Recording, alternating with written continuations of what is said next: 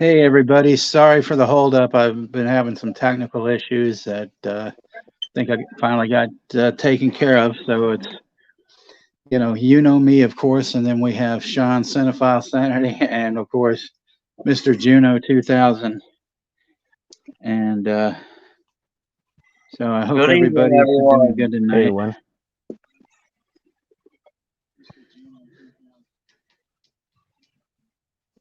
So, like when it rains, it pours, and all that good bullshit. So, anyway, anyway, I'm gonna start off with a little lovely trailer here, and then we'll be back with you momentarily. Welcome to New Granada, where people come to escape city life. It has safe streets, clean air, good schools. It's a perfectly planned community, but something strange is happening.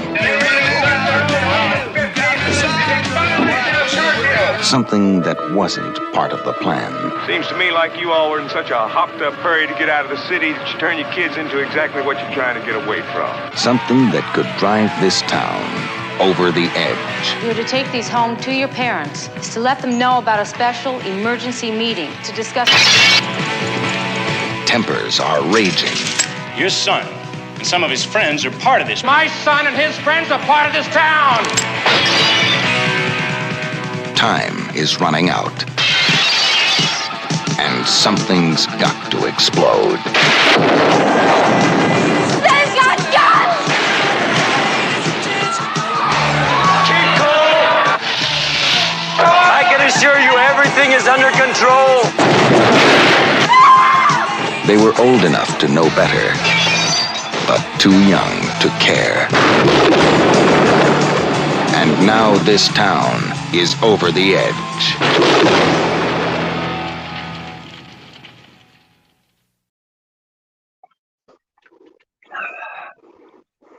Okay, and then of course there's a very short one, and and then I found something that was really incredible. Johnny from the Wild Guys found a recent cast picture, which I'm gonna show up and show.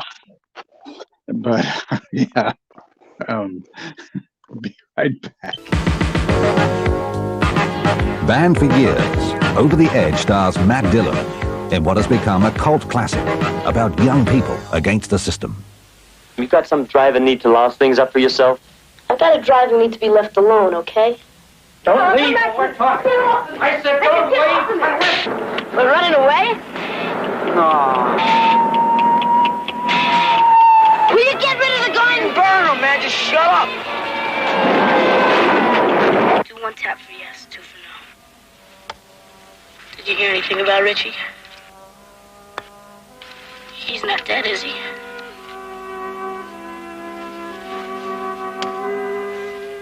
What are you gonna do? Over the Edge shows just how easy it is for a good kid to go wrong. Man, one stick of dynamite would do it.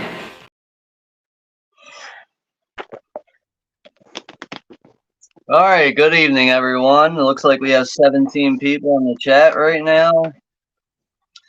Yeah, today is the 45th anniversary for Over the Edge.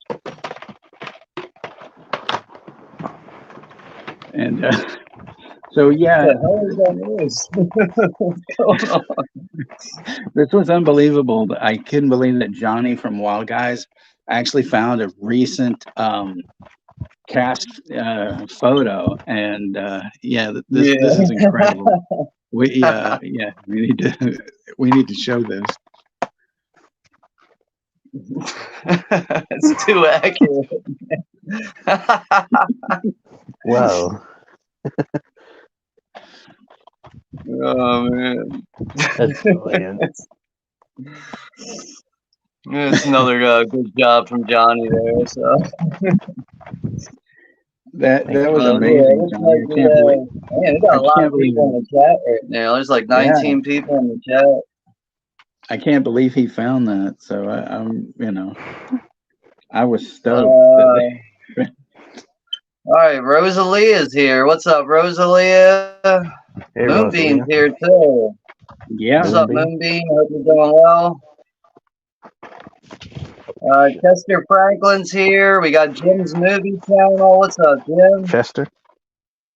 Z is Jim. here. Sebastian.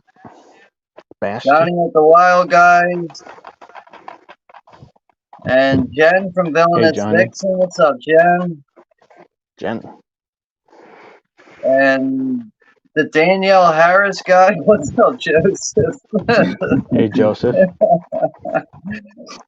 And we got 71 is here too. What's up, 71? Hey, 71. Ashton Walker's here. What's up, Ashton? Ashton.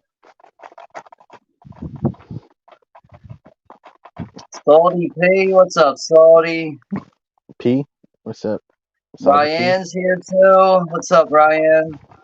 Ryan. And Jimmy's here, of course. Yeah. What's up, Jimmy? Jimmy. James Van Dusen. I think that is all for now. And then we have the Y71 KJC. So Right.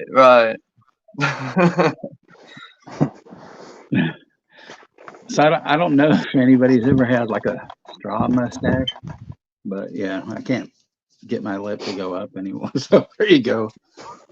He looks like a good luck pygmy. holding that. Good luck holding that for 2 hours.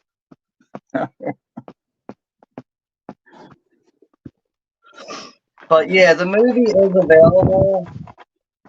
What is that noise? What's going on? I don't know what that noise is. Juno, he's hanging and banging on something. But yeah, the movie is available to watch. I shared a link. I think it's at the top for the link on YouTube, but it does have ads throughout it. I don't know like how many there are. You can watch it on I'll have to get the other link for you can watch it on internetarchive.org without any interruptions. And then it is available on Look Movie, which will probably pause somewhere throughout the movie. So I'm going to get the Internet Archive link real quick.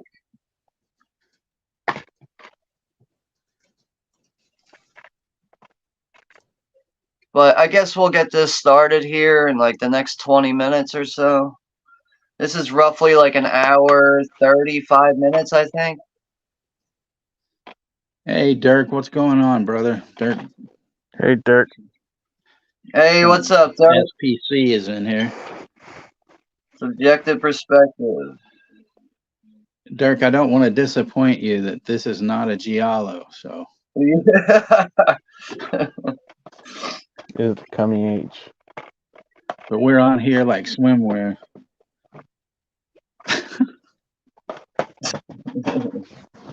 All right, there goes the archive link down there. If anyone's trying to join in with us, there shouldn't be any interruptions with that link. Should be able to just hit play and watch it.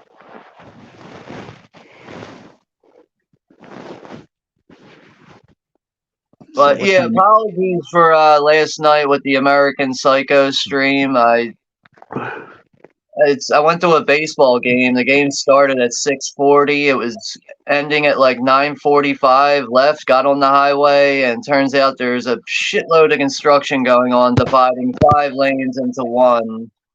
And I didn't even walk in the door until 12:50 at night, almost 1 o'clock in the morning. So, but yeah, we'll reschedule that for Wednesday, May 29th at the end of the month.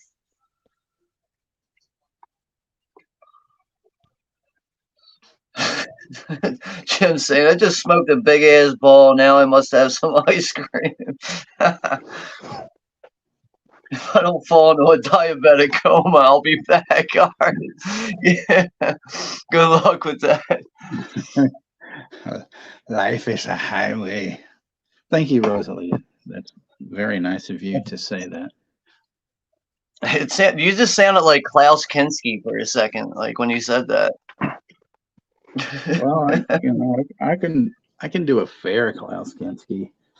I think I'm better as Herzog, though.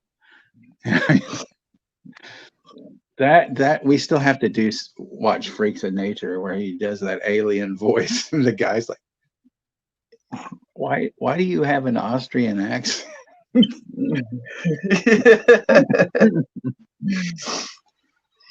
It's funny.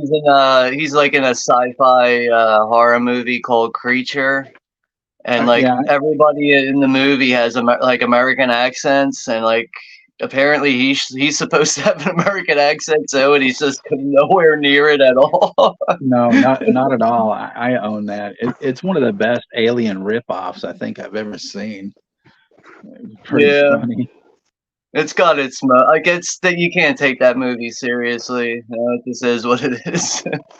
And then there's this lovely piece of work.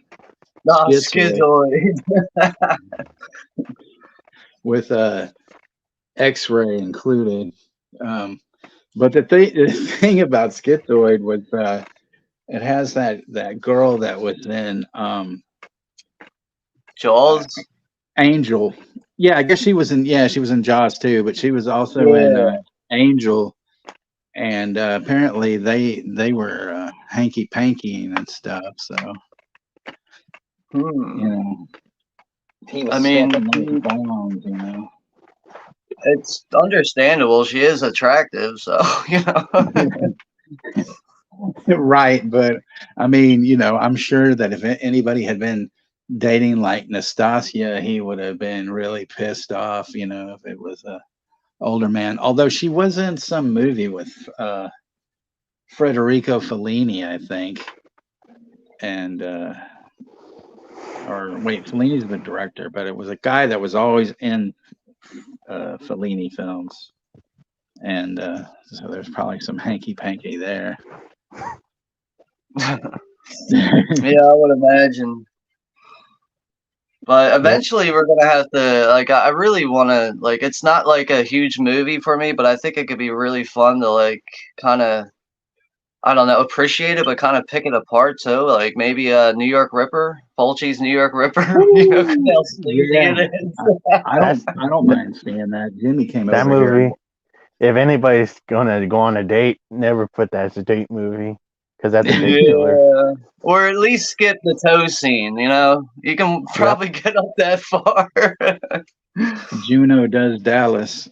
But I mean, Jimmy came over and watched New York Ripper with me. But yeah, I did consider that if we do watch that, that's one that I don't want Moonbeam to see. Yeah, because there's a lot of weird shit in that movie. Yeah, it is a bit. It's a sensitive, touchy movie. I would if I was with a girl in a theater watching that movie, I would probably sit far away from her. Like a couple of seats over. Juno does Des Moines or whatever. But I tell you, because I think I said this before. There's a movie with this woman, Molly Parker. She's totally gorgeous, and it's called Kissed, and she's like this mortician. And she has this deal where she wonders what it's like to have sex with dead bodies and stuff. And so, so she partakes in this experiment of hers. And then later on, she meets this guy and he's really nice, but she keeps trying to get him to get away from her because she goes, no, you just, there's something about me you won't understand, the usual kind of, stuff. And then the dude's like, look, I like you. You can tell me anything and stuff. So she goes and she tells him basically, well, I'm into necrophilia. I'm into having sex with dead bodies. She goes, it's more or less experimenting. And he's like, okay, well, that's okay. And she's like freaked out at the fact that he actually likes it, and then she's all like, he says, basically tells her that, well, I'm willing to do anything, and she's like, no, you don't understand. This is not what you think it is. And he's like, but he goes, no, I know what you're talking about. So I'm going to go ahead and spoil it because it's just so eventually he's so in love with her, he fucking decides that, I want to be with her and stuff, and I'm going to go ahead and he thank you, Jane Dolette. or mom, as she says. I don't know if I should call you mom because that's Jeff's mom and stuff. But I appreciate you being in here, and I'm glad that she approves of us watching this film. Yeah. Hello there, Jane. Hey there, Jane. But so anyway, what I was gonna say was this. So the guy, she comes in, she has left, and she comes back, and the fucking dude hangs himself, and it's like he did it for her. He kills himself for her, so she can experience having sex with him while he's dead. So I guess that kind of that means he had a good woman there, but the juxtaposition of my story was, so me and this friend of mine, we go see this in the theater, and as we're leaving, some guy's with this girl, and he goes,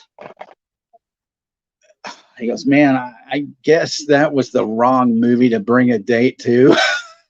And my friend and I are just like just trying not to burst out laughing. But the movie itself is excellent, and I totally I know it sounds gross, and but it's nothing. It's not like it seems, and it's a very fucking really good movie. So, Yeah,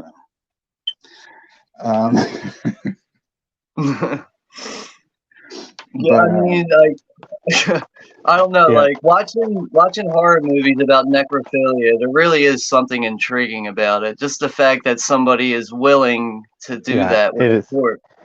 But what I don't get is, like, the people that suffer from necrophilia in real life, like, how can they tolerate the smell?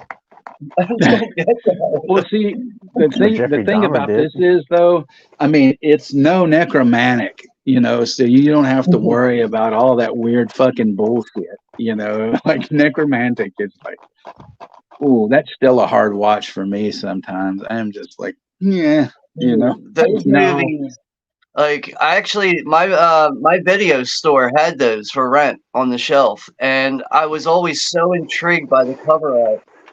With this girl that has a corpse in between her legs with a chainsaw cutting off his head. I was just like, I gotta rent this. It looks great. And I take it home, and I'm completely traumatized at like 12 years old, really not even like sure of what necrophilia really is at this age. That was kind of my introduction to it all. But I mean, the guy, the George Buchheit guy, the director, there was a videotape of shorts that he had done, and I thought those were more frightening actually than necromantic. Yeah, God. Because there was one where it was like this dude, and he's just like going nuts, and he just starts peeling his skin off and stuff, and it's just like, yeah, okay, I can fast forward this. Yeah, I mean, Necromantic is definitely good Valentine's Day movies right there. Wasn't there a season of American Horror Story that was about necrophilia? Probably. Or something. Well, they talk. I bet it was like toned down and over polished. Yeah. The only thing I've seen necrophilia is when they talk about it in Rob Zombie's Halloween 2, in that ambulance scene before they hit the cow. How about we like to fuck dead bodies? Someone's gonna steal that fucking clip now. We're gonna hear that for months. Juno saying that someone's gonna steal that sound clip. Fuck.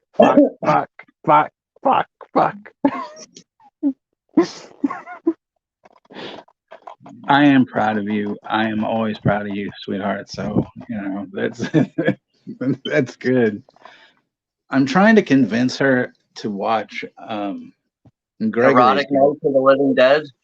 Yeah, no. Joe D'Amato's Erotic Nights of the Living Dead. Oh, that's another dreadful experience. No, Gregory's girl. But speaking of which, I mean, I don't know if you guys would be into it, if any of you guys have seen it, but I was thinking Monday of doing I told Sean and Juno this about doing a Harold and Maude, which is fucking great. What's the date this Wednesday? 19th or something? There's some of those. That's tomorrow. Yeah.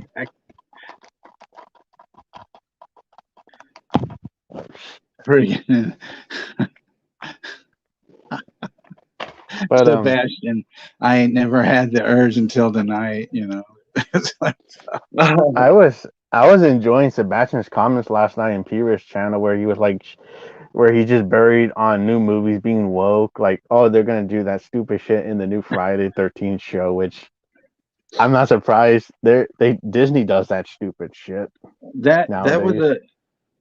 was a good stream last night actually, and Gooch made Yep. an appearance. So, you know. And that- fuck Disney. And fuck their Disney Plus. It's I ain't Disney gonna minus support. now, pretty much. Yeah, I ain't gonna support their woke ass changes they do nowadays. I mean, like at the same time, like Disney shit. Like I notice all the physical Disney shit is always overpriced. Like it don't matter what it is, it's always like just like I remember I think I bought the Haunted Mansion during Black Friday at Best Buy.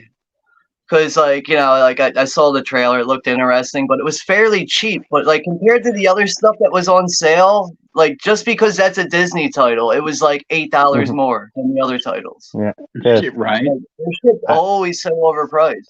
Yeah, I went to go see the new Planet of the Apes movie, and of course, they had a Disney movie in the trailers, which was that Mufasa prequel movie, The Lion King. Yeah. Oh man, I had a That friend trailer that looked like wanted to. shit. I had a friend that wanted to watch that fucking Lion King, the live action one, you know, and That stuff. was dog shit. So I told her, I go, okay, well, you know, come on over, we'll hang out, whatever. And like, I'm just like sitting here for 2.5 hours, and I'm bored out of my fucking mind. And I'm like, and then she goes, "This is terrible," and I'm like, "Yeah, this fucking sucks." And that's like some of the most ugly looking CGI of like realistic looking animals in CGI form. You should have asked her if she wanted to watch Disney's Don't Torture a Donald Duckling. That would be better. Well, Disney's going to remake Lucio Fulci's Don't Torture a Duckling, remade by Disney. she probably would have gone for that, but the thing is that she's blind, and I have to describe like everything to her. You know? Oh, that can be challenging. Yeah. We went to go see Dr. Sleep, and these two old bags like took our fucking seats because, you know, it's like reserved seats, which I don't believe in. I think that's bullshit. Yeah, they were, and they're all staring at us, and I'm like, these are our seats, and they're just like, you know, and I'm like, look, I'm not gonna go fucking out there and tell some fucking usher these bitches took our seats, you know. So there was some dude behind us. I said, are any of these seats taken? He goes, no, come on. I was like, okay. So. But you know, there she had headphones she could listen to and stuff, so that was cool. And that, you know, that's a decent film. I don't mind it. All right, I guess we're gonna get this started in a few minutes. Yeah. Around the 24 mark. Whenever you guys are ready, this is a good one tonight. And I mean, we already got a great compliment from, you know, Jeff's mom, and I think that's awesome. All right, I'm gonna share the archive link again down there in the chat. There it is.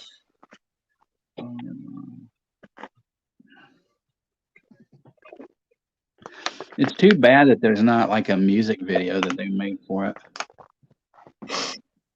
Yeah, I mean, like, you know, I think the reason why it took me like nearly like 30 years to see this movie is like, apparently this is like a fairly low budget film, and the style that they went with filming this is very spontaneous.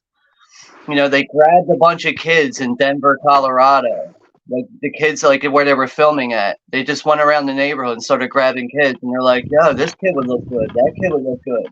And that's basically how Matt Dillon got his chance in Hollywood, basically getting his foot in the door with this movie. Mm-hmm. I mean, he was a nobody. Like, somebody saw him, like, out of the film crew. I guess the director or whoever was like, yo, he's got the look for this movie. Like, I don't care if he can act or not. He's got to be in this movie. So, like, apparently, like, from watching the I'm gonna see features in that the in making Smash. of too, like, apparently they had a hard time keeping these kids overnight at a hotel because, like, they were out of hand, like, in the middle of the night. They apparently, like, they would be smoking pot in the middle of the night too in the hotel and shit, like, getting in trouble. They're like, oh shit, man, we gotta keep these kids at bay so we can get this movie done.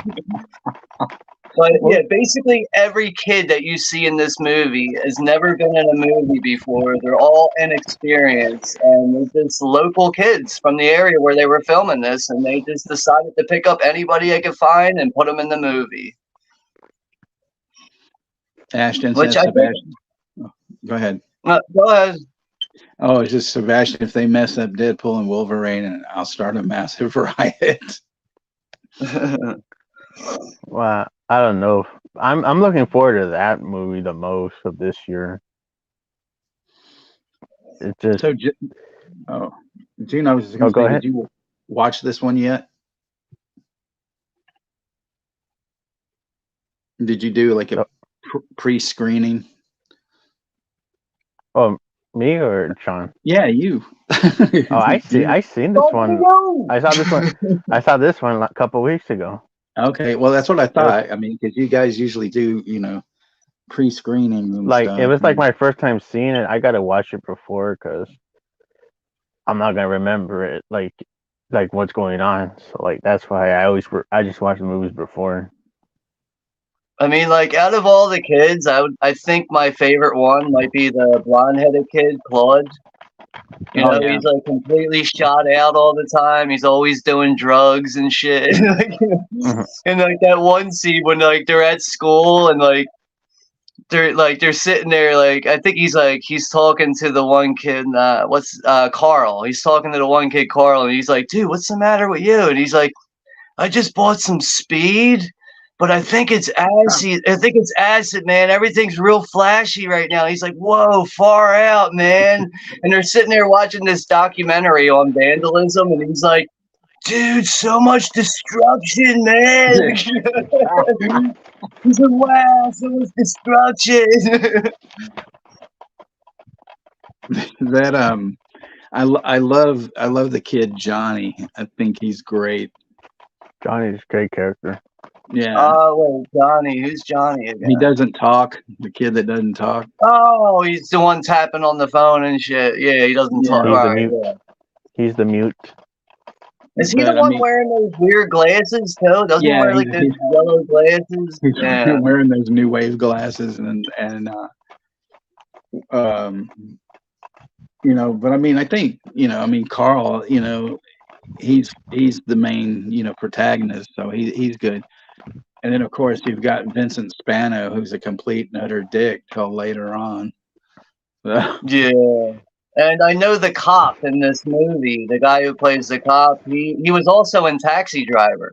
Yep. He's one of the taxi drivers. Like when he's like the guy who's the cop, he approaches Travis Bickle and he's like, hey man, if you sell this, give me half of it. Like that fucking toilet plaque thing or something. When they like all meet up and shit and they're like talking about their experiences and taxi driving and shit.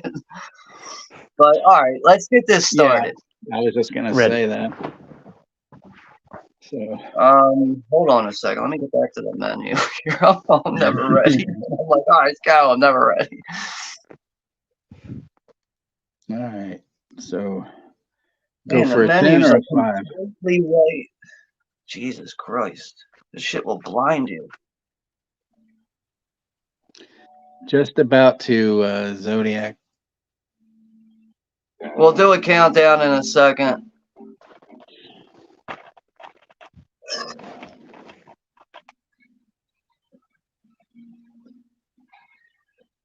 All right, I'm ready. All right. So here we go. 10, 9, 8, 7, 6, 5, 4, 3, 2, 1. Press play.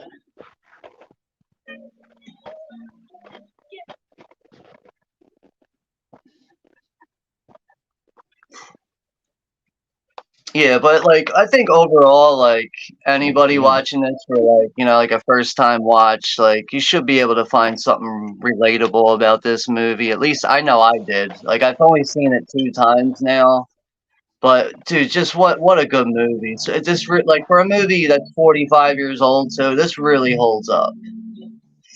And like I feel like it's like it doesn't matter how old you are, you can be very relatable with these kids.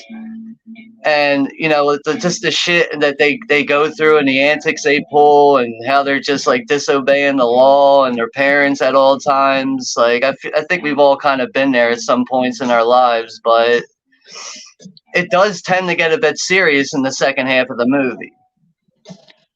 So this is the coolest like song to start off with, Down by Cheap Trick. This was like on their second album, In Color, and they had a lot of problems with that because they got stuck with this really shitty producer. So there's only about half the songs sound really good and the rest are all like watered down and sound like shit. But like this is so great because when this starts, it's Tom Peterson's like 12-string bass before the guitar ever kicks in, It's really cool. Okay. Yeah, I know Cheap Trick has a couple tracks throughout this, I think, if I remember correctly. Hey, JT. JT's stopping by. Thank you, brother, for coming in and everything. Hey, what's up, JT? Hey, JT. And Kal-El's in here also. Like, I think my favorite scene in this movie is when the kids are like, fucking just going complete chaos in the school, and the 2 little girls get on the loudspeaker and they're like, "Play your piano, go to hell." Like the parents are like really like complete shock as they hear these little girls on the loudspeaker. Cal's here too? Yeah, Cal's here. What's up, Cal? Hey there, Cal.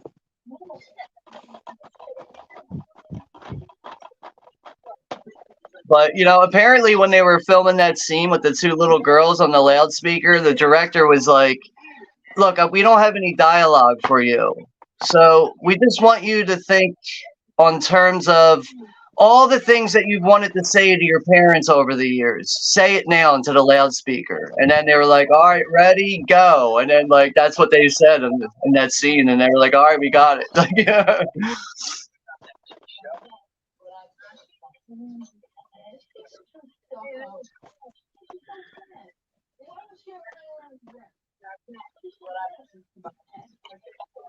I mean, this really does have like all the tropes of being like a kid at this age, like you got like the typical bully, you got the pain in the ass teachers and shit, it's just, I don't know, I don't know. I'm at a loss for words right now. But man, I really do love Claude though. Like, if I was like with these kids, I'd be hanging out with Claude all the time, getting in trouble, fucking smoking weed and shit.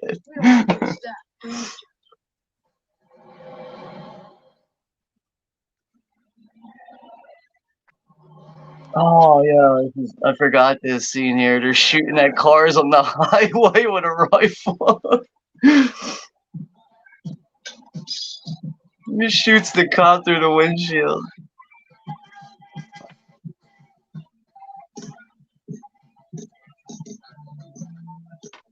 It's pretty fucked up with the outcome of this, though.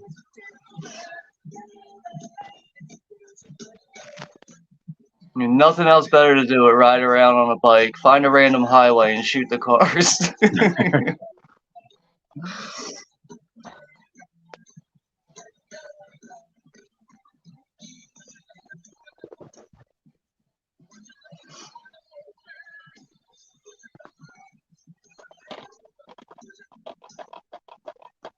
So apparently the director was supposed to be working on a Sex Pistols movie before this was even like brought up as an idea. But when the Sex Pistols movie fell apart, this script fell into his lap, basically. Jonathan Kaplan. What?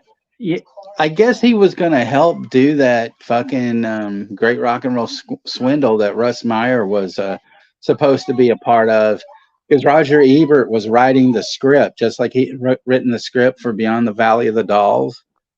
Yeah, and they couldn't. The Pistols themselves couldn't get along with Meyer, so I guess Kaplan was going to take that over, but then that didn't really happen. Yeah, but like I know, I just from like watching the making of, it seems like when this landed in his lap, he was like, "Well, this is my punk rock movie." He's like, even that fell through. He's like, "But I got my punk rock movie now." Yeah, Jimmy, we're gonna go out tomorrow, so don't bail on me. Yeah, hang in there, Jimmy. This fucking okay. I'm trying to think. Like, there was also besides the Pistols deal, like Jonathan Kaplan, he directed quite a few. I looked some stuff up, and he directed quite a few blaxploitation films that I had never heard of. So I put them on my Amazon list because they were available. But he did one of my favorites with Isaac Hayes called Truck Turner. And yeah, they were talking about that in the making of this. They briefly talk about that movie. Like they showed like the poster art with Isaac Hayes and shit. Like I was watching some of that today. And one of the funniest things about that was that Nichelle Nichols, who played Uhura in the original Star Trek, she fucking hated that movie. And she would say that was one of the worst things I ever did in my life. And I always wanted to go to a Star Trek convention that she was at and bring my DVD and have her sign it. And I was going to say, this is one of the most amazing movies ever made, and try to kiss her ass, because I heard she just fucking hated it. And she would tell people, this is a piece of shit,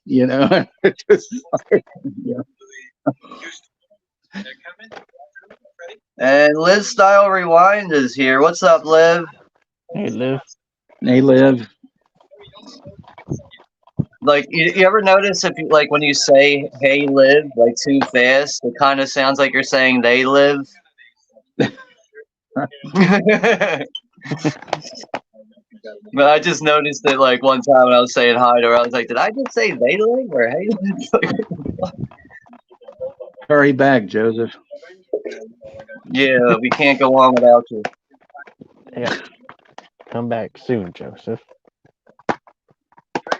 When he tells him that belt buckle that it's poison ivy.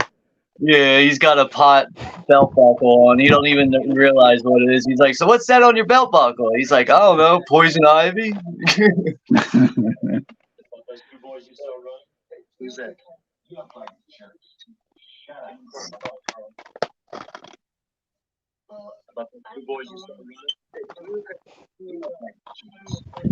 You look like jerks.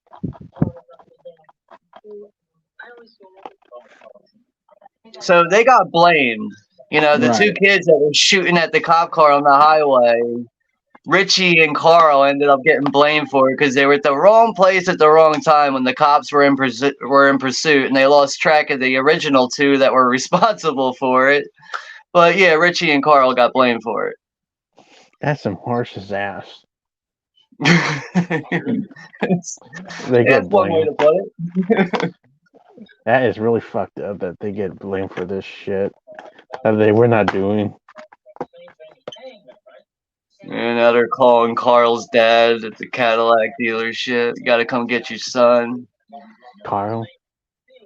Yeah. I think that's his name, right? Carl? Yeah. See, it is like a little confusing that you have a Carl and Claude. Dead kid. Yo, man, that scene though, when they're like, they got the one friend held up with a gun and they're trying to get him to confess, and then the lady that's like glancing over at the situation, she thinks that they're about to kill somebody. She starts freaking out, losing her mind, man. That scene's really good. You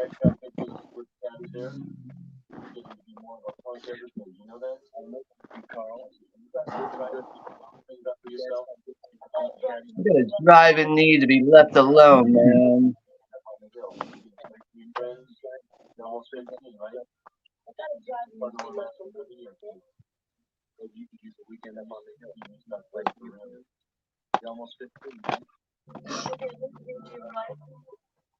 Yeah, thanks for watching that, Johnny. It's only like 2 minutes long. It was honestly, it was a boring game because it was a low-scoring game yesterday. That was I thought it was a good video though. You captured it pretty well. Yeah, you know, like, in like the past couple years, I usually do take footage at baseball games. I learned how to do it. Like when I first started doing it, like the video was like all over the place. Eventually, you know, you figure out how to hold it properly and what to focus on. Like, you know, it just takes a little practice to figure out. But it also depends on where you're sitting. And I was actually pretty high up in the 300 level, but I just zoomed in a bit so you can actually see better. If I didn't zoom in, you want to be able to see anything.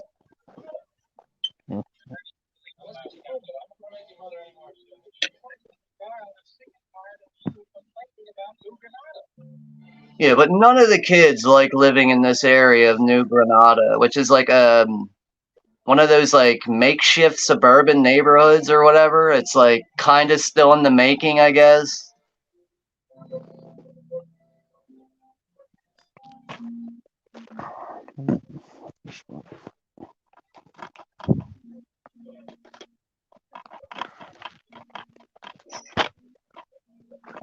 But Matt Dillon's wardrobe throughout this with the half-cut belly shirt, and the, that's just this was the style back in the 70s here. But I can never imagine wearing a shirt that small.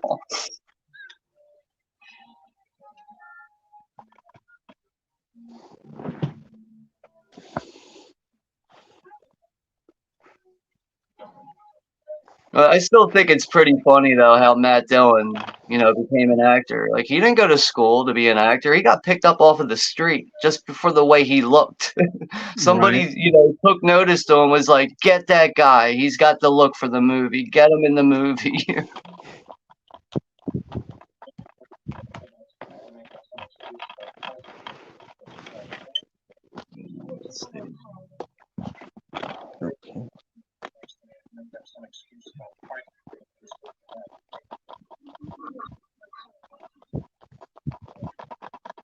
And it's so funny, like all the Kiss and Led Zeppelin posters and the Star Wars posters.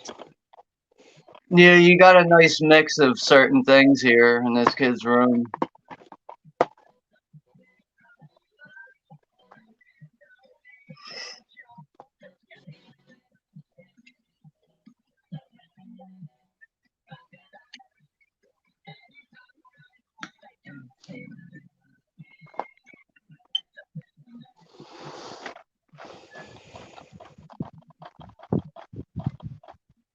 When I was in like junior high, I had tons of Kiss posters on my wall, and I was always, these dumb fucks in my junior high are like, oh, he's a Kiss freak. Look at him, blah, blah, blah, and then 2 years later, I cut off all my hair and, I'm wearing like fucking ripped clothes and flannels before anybody else did, and stuff. And then they're like, oh, you're one of those punk rock, faggots and shit, aren't you? And just like, yeah, that's what I am. Okay. It's funny, like when you see the kids outside smoking cigarettes. Like I remember when I was in high school, we weren't allowed to go outside anywhere. So like for you to smoke a cigarette was pretty tough. So eventually you had enough people that wanted to smoke cigarettes. So we would just go in the bathroom and just start smoking in the bathroom. But eventually the cloud smoke's going to come out in the hallway. Right. So eventually it turned into, you would go in the bathroom and smoke a cigarette in like 15 seconds and you would get like a nicotine high from it. from like, you know, inhaling a cigarette so fast. You'd walk out of the bathroom, you'd be all lightheaded and shit. Like, oh shit, I just smoked a cigarette too fast. But then the dean started coming in and, you know, grabbing people by choice. Like, didn't matter if the person was smoking, if whoever he wanted to grab in the bathroom, that's it. He's grabbing you, and then you get a 3-day suspension. But that never stopped us from smoking in the bathroom. JT said his mother actually used to Hawaiian dance when she was young and her little group opened for Kiss once before. That's pretty cool. Wow. Oh, And this then- is the scene where Claude's tripping here, you know. Yeah, he's tripping balls. He meant to buy some speed and he bought acid and now it's kicking in and everything, you know, his visuals are all fucked up. He's sweating and shit. It's funny that kid in the front wearing a Kiss t-shirt. I had one of those exactly like it. Yeah.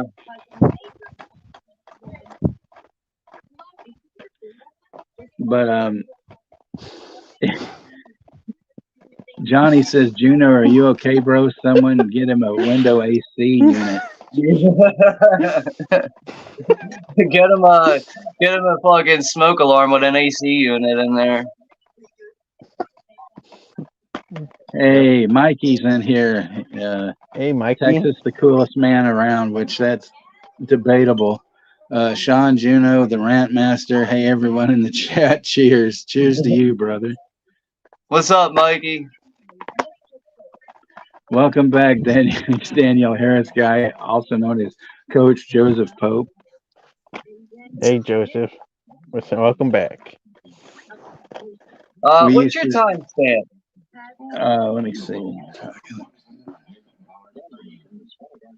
So now they're making the kids watch the vandalism documentary, and this is where Claude's like, "Wow, so much destruction." I'm at 17 minutes. All right, I'm like 4 seconds behind you. All right, that's fine.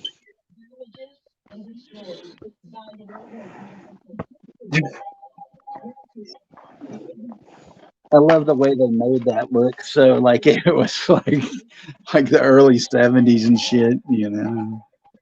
Yeah. Zodiac says we used to smoke in the shower too.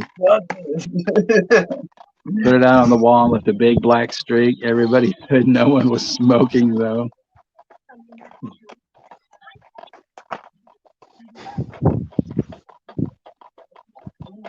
Smoking in the boys' room, that's right. Dude, I remember like the bathroom at my high school. It used to get so cloudy in there. We would crack the window open a little bit, and you could see the smoke coming out like a chimney. Like it would flow out and like this. You would see it like this swooping right out the fucking window. Like, dude, it's fucking bad in here. Rosalia says for Juno to take the beanie off, it may be less hot, and then Sebastian says that Juno is trying to save money for a new Blu-ray steelbook. Yeah, the Crow steelbook that the piece of shit Walmart doesn't have. Johnny, I appreciate you saying that we're great content makers here, but also you are too, because you always give us something good to do. Yeah, I definitely agree with that. Yeah, thank Johnny for that picture that Texas showed us about the rare picture on set of Over the Edge. Oh, yeah, now here we have the Cars, you know. Those first two Cars albums are absolutely fucking killer. I'll die on that hill.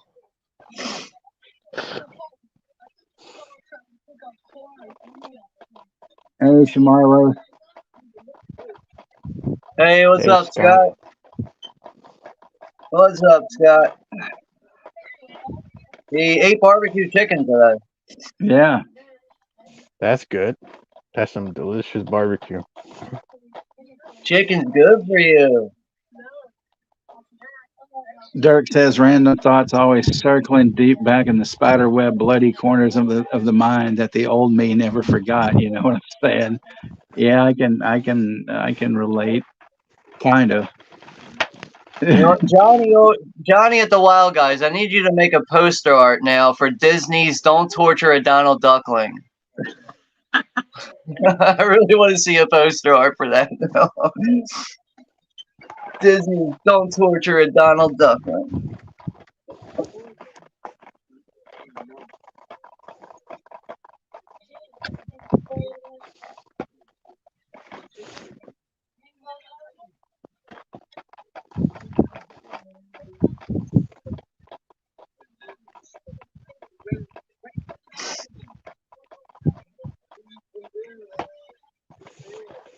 You know, like this rec center that they hang out at, there's like, there's like a lady there that runs it. And she understands how important it is for the kids, but how the hell is she so blind to these kids smoking hash and drinking vodka and just, like they don't try to hide anything. Right.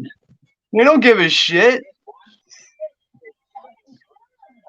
I don't know. She just like, I just find it funny though. She's like, these kids would never bring drugs to the wreck. Like, why don't you look over there, like 5 feet? Someone's smoking hash.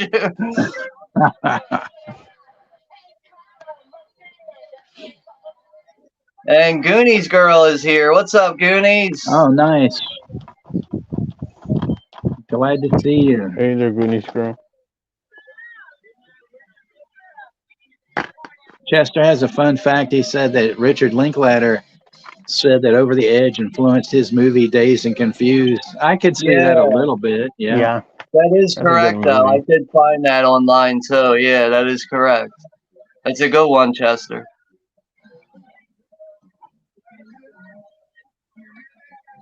But this is where Carl is trying to seek out the girl that he has an eye for, this girl, Corey. And he sees her fucking making out with this fucking one dude that he doesn't want to see her making out with, the guy who bullies him all the time. I like when she's like, "What are you looking at?" And he's like, "You." And she's like, and he's like, "And you can do so much better," and just walks away.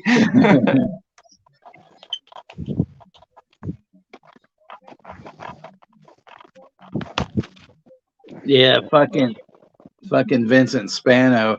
I don't know if you've ever seen Alphabet City though. That's a really good fucking movie that he's in. It's I haven't seen that one. Kind of a mob movie. It's good though. Okay.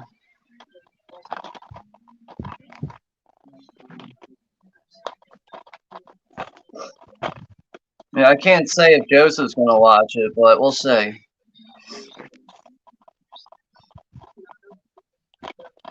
It's got Michael Winslow from Police Academy in it too, which is interesting. Who's that again? Huh? Who's that again? I can't put the face on the name. Michael Winslow. He's the black dude that does all the voices and the crazy shit. All right. He's also in one of the Cheech and Chong movies. I know that. Yeah. His scene is fucking hilarious in the Cheech and Chong movie. Where he's just doing all the random noises. It just fucking makes you laugh. It's also like, it's not just him. It's also the other random shit that's going on in that scene around him. Like everybody contributes their own like off the wall ridiculous bullshit in that scene. Like there's an old guy that keeps constantly laughing throughout. Yeah. Oh, that guy, yeah.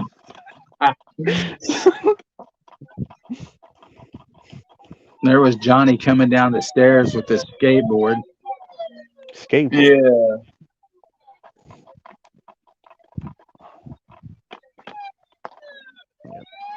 And now the cops are showing up to bust the party now.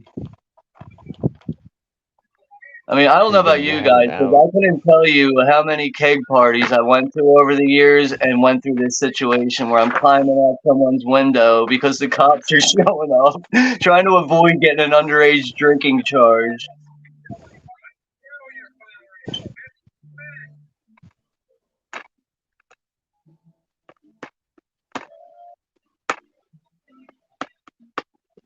You know, this is when the bully and his friend kicked the shit out of Carl. Which which is kind of fucked up that he does this because, like, you know, he didn't rat him out or nothing. He could have easily ratted him out to the cop, and he kept his mouth shut, and he still beat the shit out of him. What a cocksucker.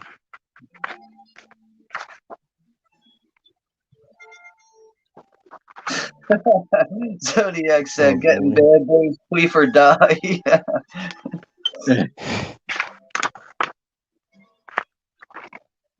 A good day to queef hard.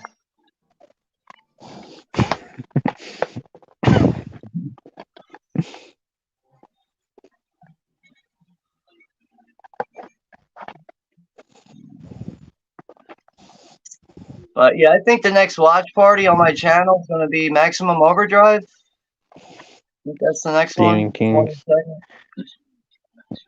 Maximum Overdrive, yep. Or was there something going to come up? I mean, we're going to do the Maud movie or something. Yeah, Harold and Maude on Monday. Harold and Maude. I'm thinking about something for Wednesday, but I haven't decided yet what I want to do. Yeah, I think we already have Overdrive scheduled for that, but I can move that. Well, no, if it's for them, you know. But I'm just saying, like, if I can move it to another day on that week, if that's okay with Juno. I'm fine. I mean, even I can move it. It doesn't really matter. All right, we'll figure it out. Because I know next week you wanted to do, on Wednesday, you wanted to do American Psycho, so that's cool. Mm-hmm. Is that the following Wednesday? Damn, this month fucking weeks go by fast. I know. We'll figure it out. I'll get it scheduled to where that'll work out for us.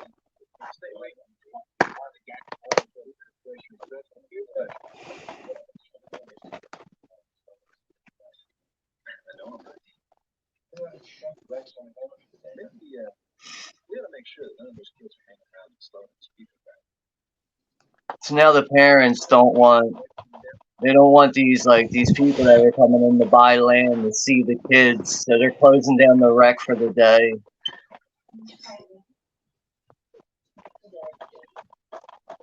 Yeah, that's another good one. Matt Dillon and the Outsiders. Yeah.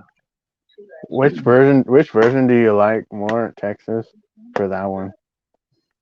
The Outsiders, the theatrical or the extended version? I've never seen the extended one. Yeah, I've only seen the theatrical cut. I mean, actually, the first time I ever saw that movie was in my music class. I think that was in like 5th grade or something like that.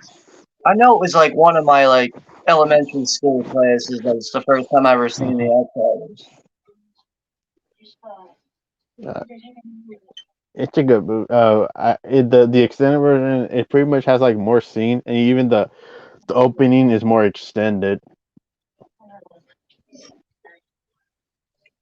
Yep. Yeah, I'll have to give that a watch at some point. I don't have that in my collection, The Outsiders. But, you know, even though, yeah, I first saw it in school, but the issue I have with that is I've seen it so many times. Like, okay, I saw it one year in school, and then the next year, some other class I would have would be like, okay, we're watching a movie today. Like, the fucking Outsiders again? Like, what the fuck, man? Yeah. But yeah, besides that though, it's it's a great movie. It's a classic. Got such a great cast on it. I can tell you probably never ever saw in school. You probably never saw Red Sky at Morning or The Reavers or Bless the Beasts and the Children. No, but the coolest thing any teacher ever showed us was it was either 6th or 7th grade music teacher was like, okay, kids, today we're going to be watching a very graphic movie, and there's going to be some scenes where we're going to have to stop the movie so you guys can't see it. And it turned out to be Robert Englund in Phantom of the Opera from 1989. And I That's was cool. like, I remember like the teacher was like, and the guy, Freddy Krueger, whatever his name is, he's in this movie. And we're like, what the fuck? Like, Yeah. but that was the first time I ever saw that version of Phantom of the Opera with Robert Englund, and it was pretty graphic. But like the teacher did such a bad job. She's like, "Oh, here's a scene you kids can't see," and we're like, "We already saw it. Just keep it going." Like trying to stop a VHS tape, like midway through because of a graphic scene. Like it just never worked out. Yeah, that's a pretty good movie. Yeah, that's actually a very underrated take on Phantom of the Opera. Really, I know it's like $12.99 on Amazon by Shit Factory. Yeah, the only thing that sucks about that release is Scream Factory wasn't able to get the full uncut version of the movie. Oh, That's the only downfall of that Blu-ray. But besides that, it's still a decent release. It does the job. It's better than not having the movie. The one thing that sucks is that one movie that Robert Englund directed, it sucks that Blu-ray's out of print. It's the 976 Evil movie. Yeah, I feel like that's gonna get a release again from somebody though. Like I could see like 88 Films probably getting their hands on that at some point. Maybe even Vinegar Syndrome. It was released by Sony, but I don't know why that Blu-ray went out of print. Like it was just a regular Sony Blu-ray. They probably lost the license. Yeah. The license probably ran out. And it probably cost them too much money to renew it, and they were probably like 976 Evil. Seriously, like they were probably probably didn't give a shit. Yep. I mean, I like 976 Evil. Like, I think it's a pretty fun movie, and that's Robert Englund's directorial debut. It's a fun movie for what it is, but still is what it is. Isn't there a second one too? Yeah, there's a second one that restaurant had had it punched in with like bunch of restaurant movies in that 8-movie pack that I got at Walmart. I haven't seen the second one, but like I had a feeling there was a second one. I never seen it though. It's okay. But that's another movie that used to. That's another movie I used to find on TV in like the early '90s. 976 Evil. Dracula 3D that Dirk is mentioning. That is rough. Yeah, that's a forgettable one. Like, I actually like to try to collect all of Argento's movies, but that's one movie where I'm like, I'll wait to get that one. I'll wait to get that some other day. It was complete crap. This is where Claude gets ratted out for having the hash on him, and fucking Doberman's being a dickhead, locking kids up for no reason. That's some bullshit. But yeah, this is like this movie, it takes place in a suburban neighborhood throughout Colorado somewhere. Just to think, like 3 years later or whatever, 3 to 4 years later, you have Suburbia, which is totally different.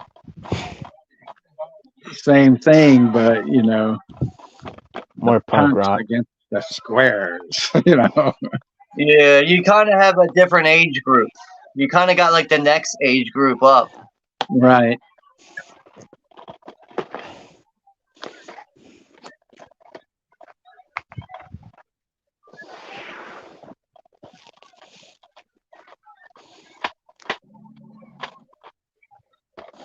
I like the businessmen that are driving by, and Carl's dad's like, "Oh, that's the police. They work with the youth. They do things with the youth groups and everything." But meanwhile, it's not what the scene is at all. It's some kid getting locked up, and all the kids are pissed off.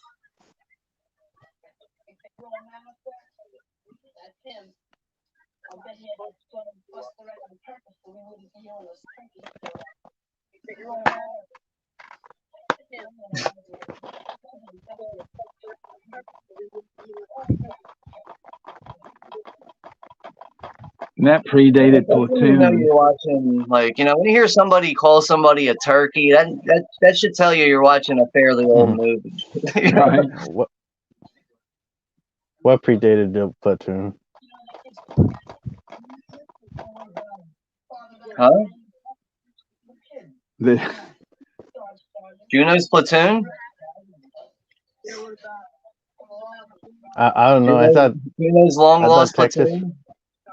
I thought Texas was saying like something like predated the movie Platoon or something. yeah, that comment, you know, there's nothing from Texas but steers and queers, because they say Yeah. the same thing in Platoon. Yep. Right.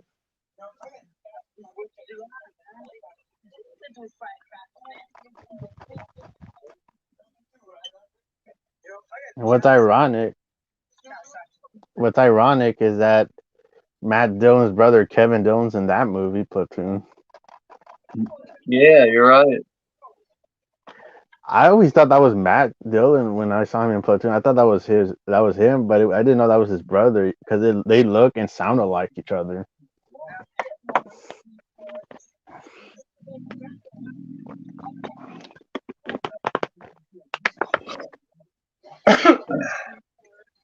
Steers and queefs.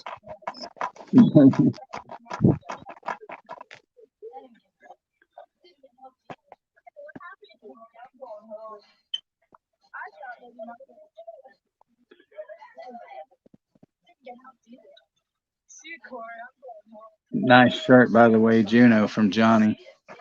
Oh. My Chemical Romance Black Parade shirt. Now the kids have a gun. You know, probably the worst thing for them to have right now. Now they have a handgun. Here's one for you, Juno. I'm wearing my Terry Funk Texas Deathmatch shirt. That son of a bitch, Jerry Lawler. I want that motherfucker out and kick his ass right now. So we got Chris Rest in the peace, Slasher Terry Dude, Funk. or all the colors of Chris the Slasher Dude in here. Oh, what's up, Chrissy? Hey, Chrissy. I hated The Card Player, man. That movie was dull as dirt.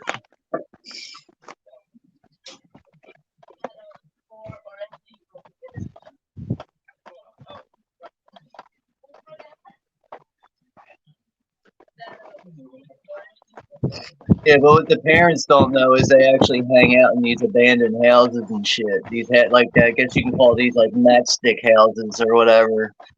These are the houses that haven't been fully built yet, and this is where the kids hang out to get away from everyone. Besides the rec center, I guess.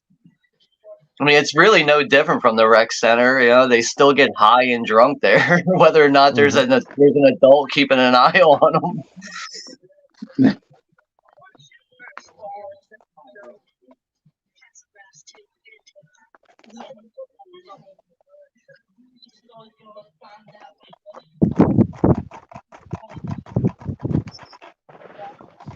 I really hate how this day ends for Carl. Like, this ends up being such a good day for Carl, and then his dad finds a way to just ruin it for him.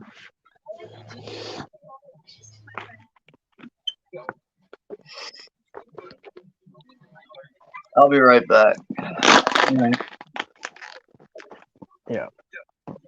My favorite Terry Funk match would have to be his match against Ric Flair at '89 Great American Bash. Like, that was a hardcore match. That's a good one.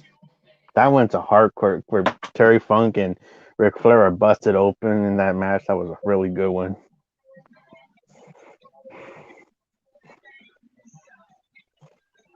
Yeah. What's your favorite Terry Funk match, Texas? I always liked watching him and his brother Dory in Japan against Brody and fucking Abdullah sometimes. Abdullah the Butcher. Yeah. or Brody and Hansen, Stan Hansen. But yeah, rest in peace, Terry Funk.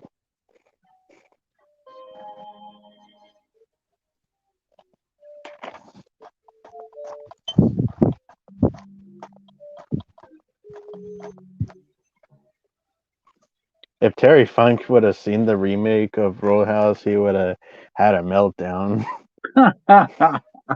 of how fake it looks. What the fuck? They put CGI in the fight scene? How bullshit is that?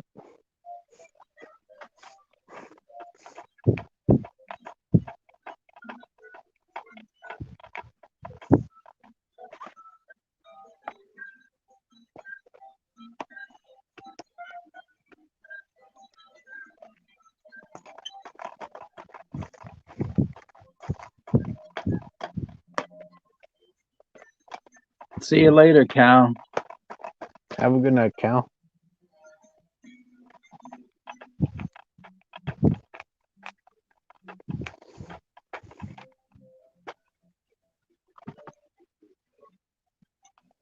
Yeah, I've seen the Beyond the Mat documentary.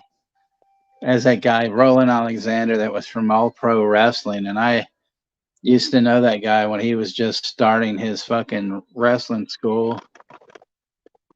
I know there's some people that bitch about the documentary or something. Was it because they were exposing wrestling too much about it? Is that why they hate the documentary?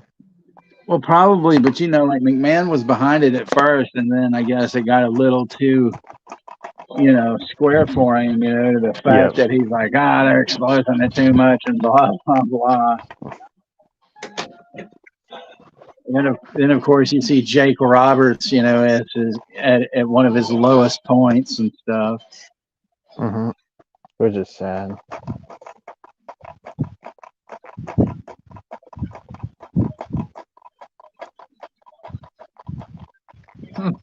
We put M80s under the hood of that guy's car. Yeah.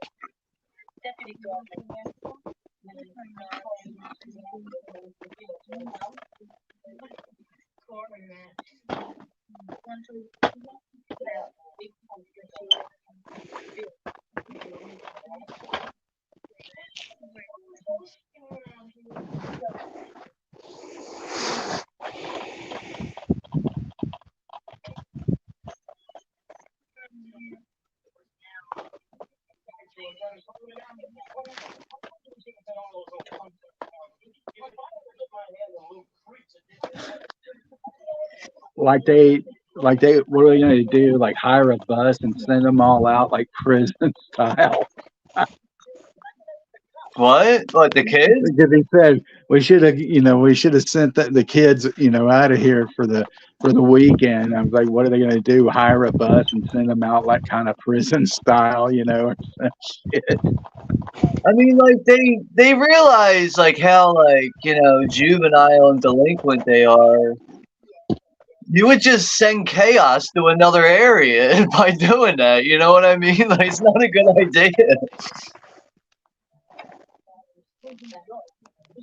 Right. But I mean, you know, as much as like, you know, it's like these kids are kind of like careless and destructive. But it's not like they're like, I don't know, like they are doing some bad shit throughout this, but it's not like they're killing people, you know? Mm-hmm. It's not like hurting people and killing people. They're just disobeying the rules.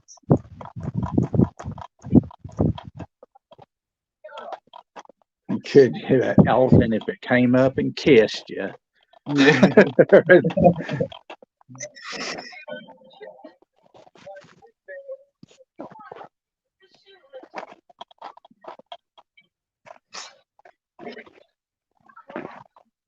None of them get hit the can.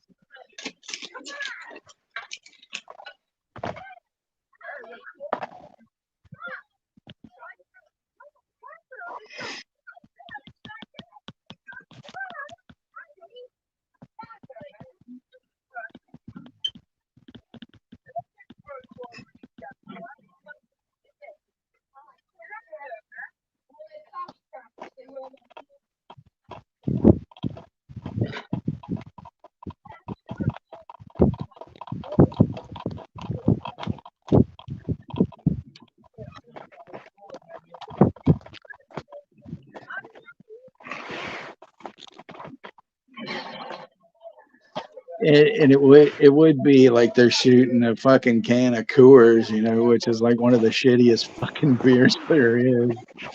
Yeah, right. Fucking mountains are blue. Fucking mountains are dog shit.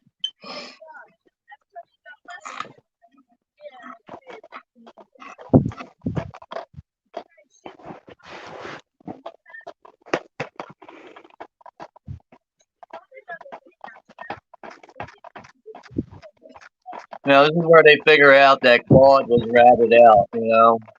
Somebody ratted out Claude for the hash.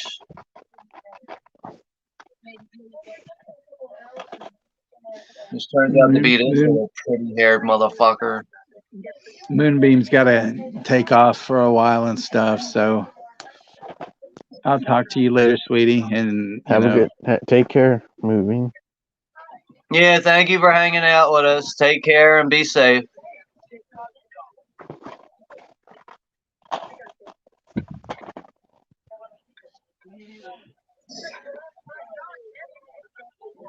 Yeah, but the outcome of this scene is so hilarious. Because they start threatening the one kid that sells the drugs. He's the one who ratted out Claude. So they like hold up a gun to him, you know, they got a gun pointed at him, and some random neighbor in the background's like, "Oh my god, they're killing somebody over there." It's a dead kid.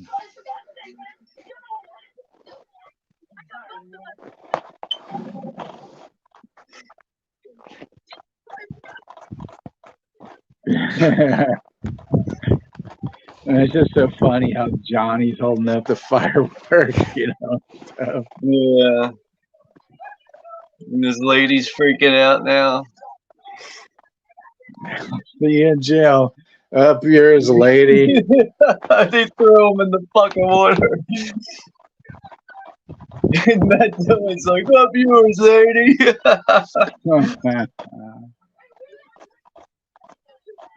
This movie's got some hilarious moments, man.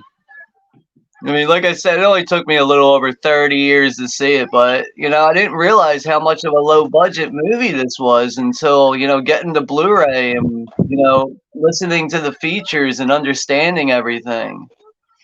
This was really, like, such a spontaneous movie. Like, they obviously had scripts in place for certain characters, but for most of, like, the kids and everything, they would just go over the scene with them real quick and be like, "All right, we're going to yell action," and just go. And that's it. And they, you know, they really managed to get some genuine performances out of these inexperienced actors with these kids. Yeah.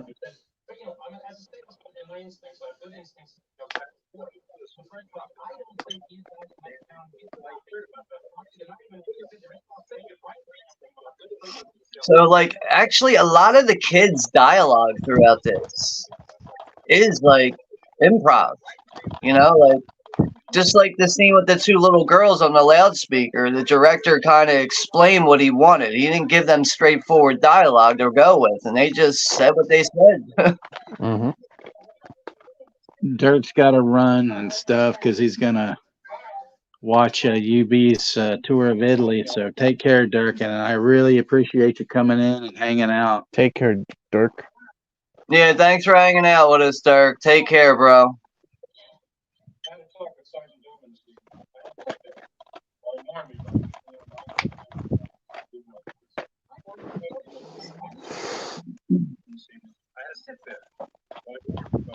You know, this is where the parents tell Carl they don't want him to hang out with his friends anymore, I think.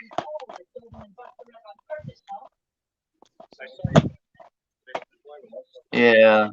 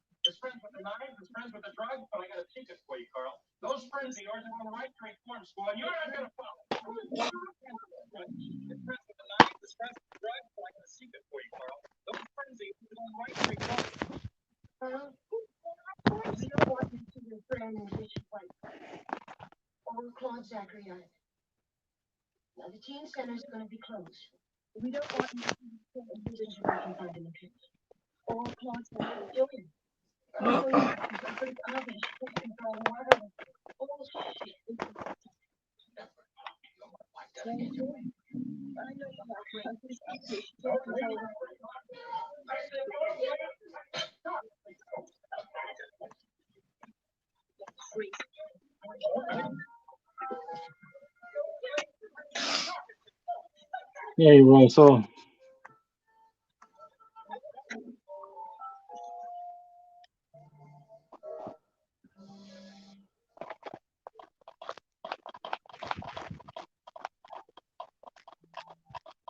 Yeah, so Carl's parents just told him, you can't hang out with Claude and Richie anymore. We don't want you hanging out with them. And, this ultimately just, like, ruins his good time. He's been having, like, a great experience with his friends, in the past couple of days. The girl that he has a crush on, and, like, she's taking a liking to him, too. And then, parents just want to fucking throw hot water on his good time. The cold water, I mean, not hot water. Cold water.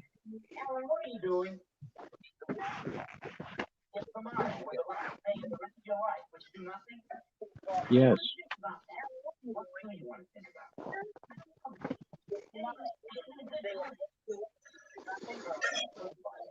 Still have 14 people in the chat.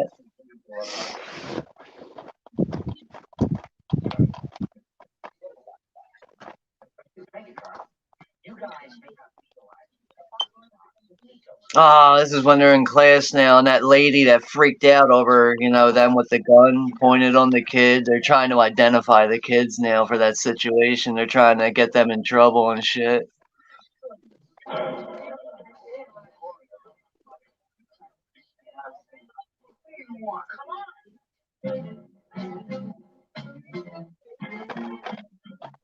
And this is when they got to make a beeline out of school, get out of there. The cops are coming for them and shit.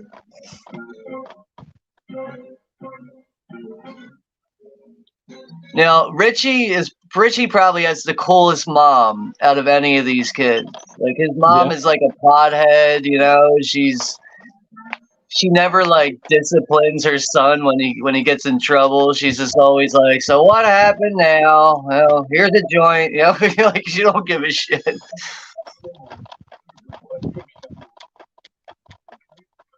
So now, oh yeah, they're gonna take his mom's car, and yeah, they know they have to get out of the town because the cops are gonna come looking for him.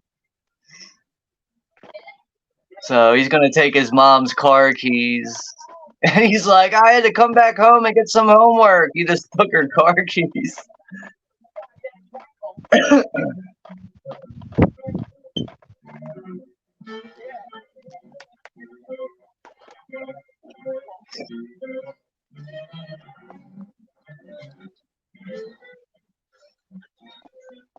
Yeah, it's a convertible Bronco. You don't see many of them anymore. Mm-hmm.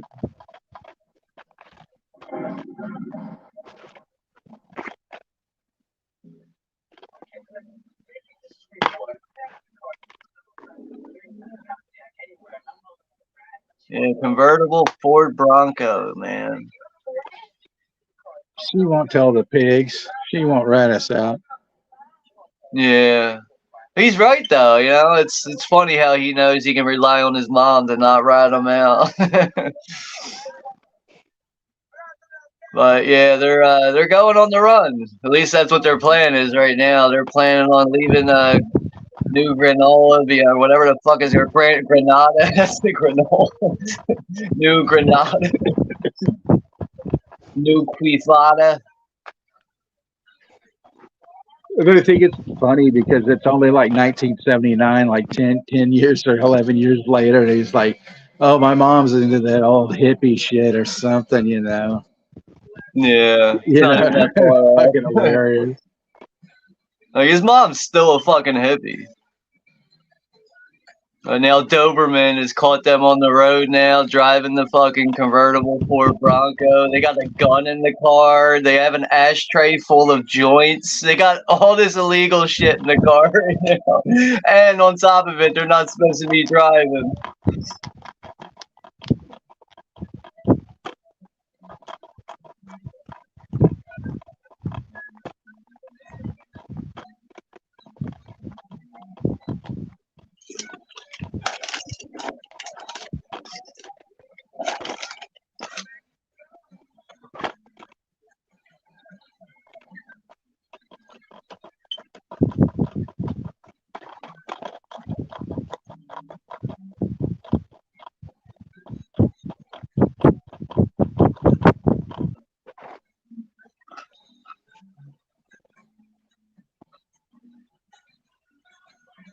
And the stunt drivers are so obvious.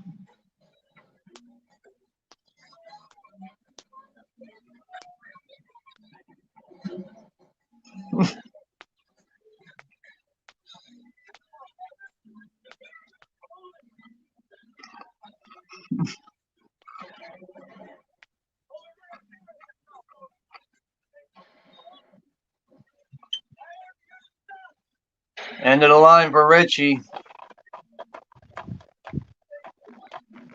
Yeah. End of the line for Richie now, man. Doberman just shot him down.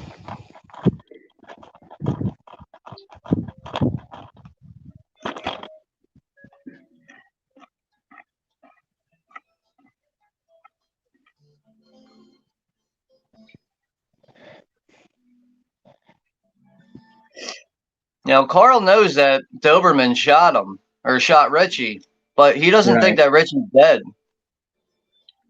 He thinks Richie's still alive.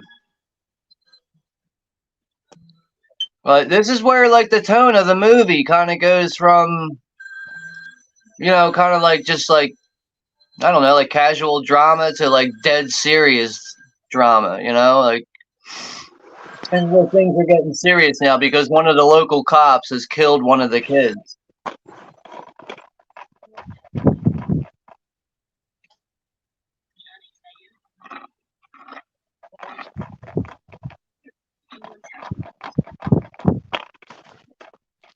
And Corey's here from Wilkie's Movies and Music. What's up, Corey? You know, Hey, what Corey. are you doing, man? Like, what is this noise I'm hearing? It sounds like someone shaking a DVD.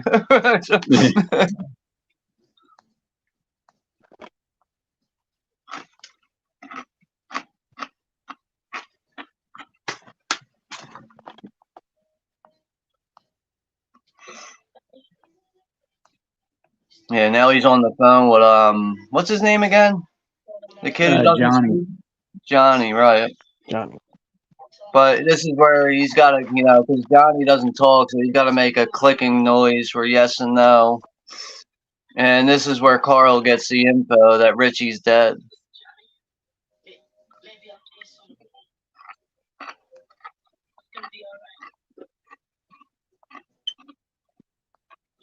Maybe I'll see you soon.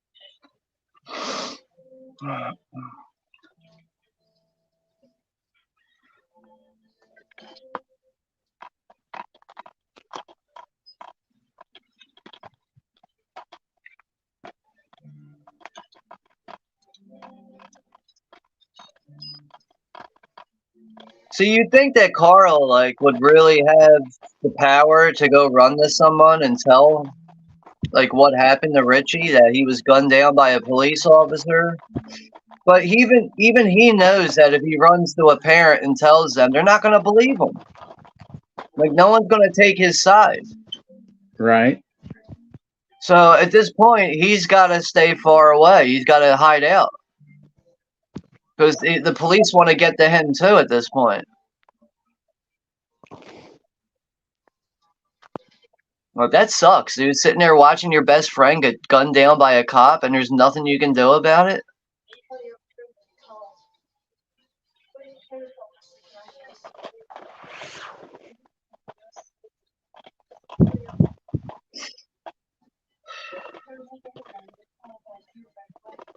But this is ultimately what's going to lead up to a very chaotic ending in this movie.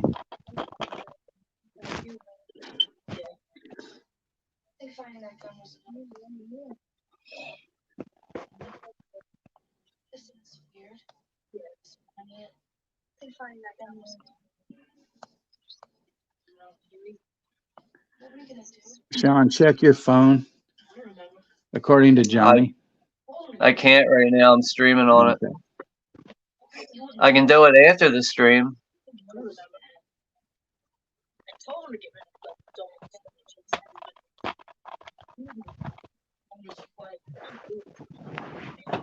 Yeah, I can see he sent me something. I can't. If I go and look at that, I'm gonna get knocked out.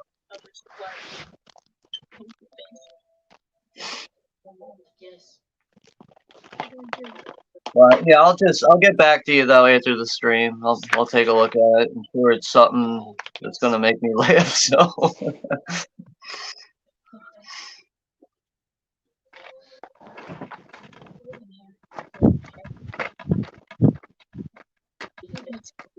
We got about a half hour left in this movie. I think we're at like the 100-minute mark now.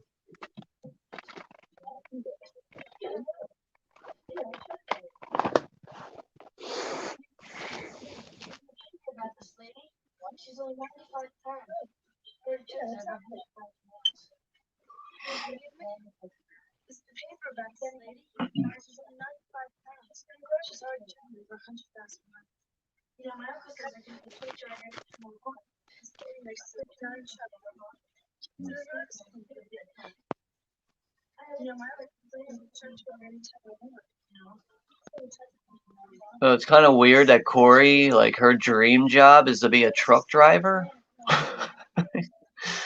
She wants to be the gypsy of the road. Right. She'll be listening to like April Wine tapes in her truck.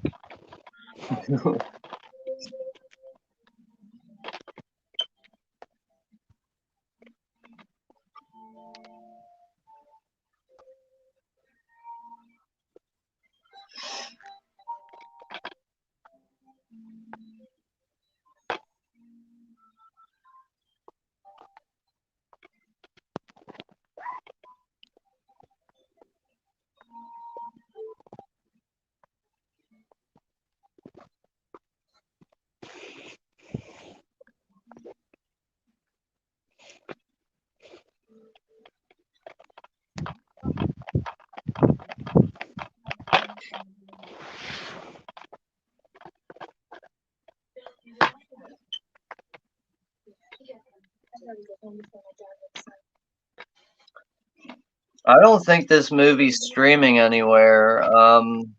When I searched for it, I can only find it here on YouTube with ads. It is on Look Movie, but there's a chance that it'll probably pause a couple times throughout it. But I did share a link for if you search on internet. What the fuck is that noise? If you search on internetarchive.org, it's on there too. And it'll play all the way through on there without any kind of ads or any bullshit like that. But like the streaming services like Tubi and shit, like I don't think it's on there. Like Hulu, whatever, Netflix, I don't think they have this movie.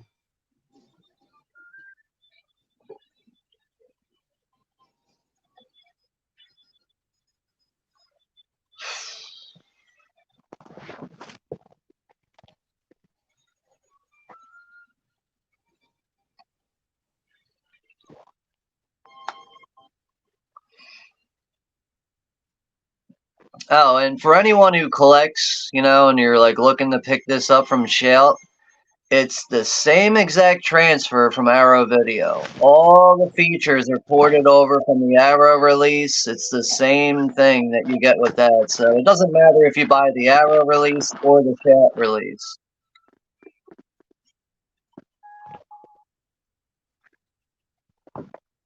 Hey guys, you're to take these home to your parents. Let them know about a special emergency meeting. We'll be here tonight in the cafeteria. These home to your parents. So let them know about a special emergency meeting. Has anyone seen Paul with Troy at 8 o'clock to discuss the problems about So now they're going to have a big town meeting at the school tonight to discuss the issues and the problems throughout the community with the kids. But none of the parents want to address their problems and how they are actually some of the problem here. But they just want to blame everything on the fucking kids. And, you know, now, yeah, it's obvious when you watch this movie, there's some shit that the kids should not be doing throughout this movie. But there is a lot of shit that happens too in this movie where the parents are really responsible for this shit too.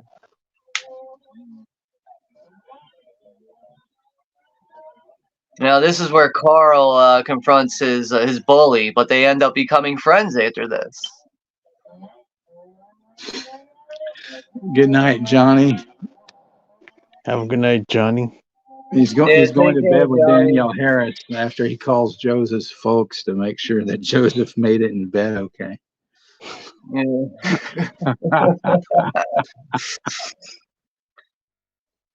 Don't talk about his girl like that, man.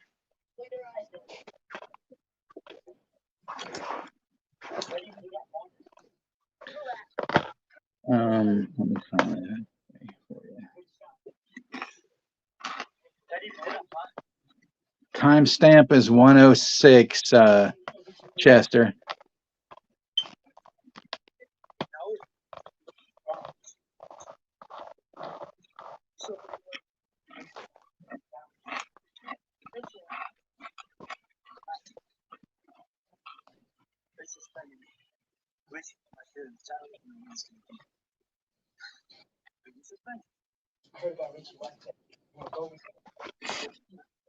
But I think Carl ends up becoming friends with this kid because ultimately, they somebody's got to do something about Richie's death here.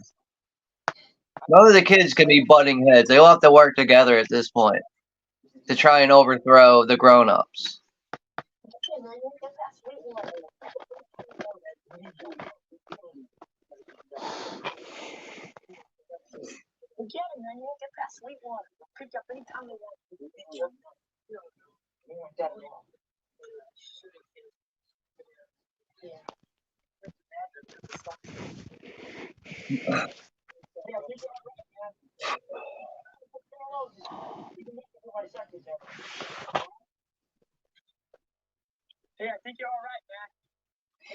It's funny, Hector, like these two go through all this bullshit throughout the movie with like beating each other up, and now they're friends just out of nowhere. Right. But it's like I said, man, with Richie dying, it's bringing kids together now. They know that they can't be butting heads. They have to, work together here to get this done for him.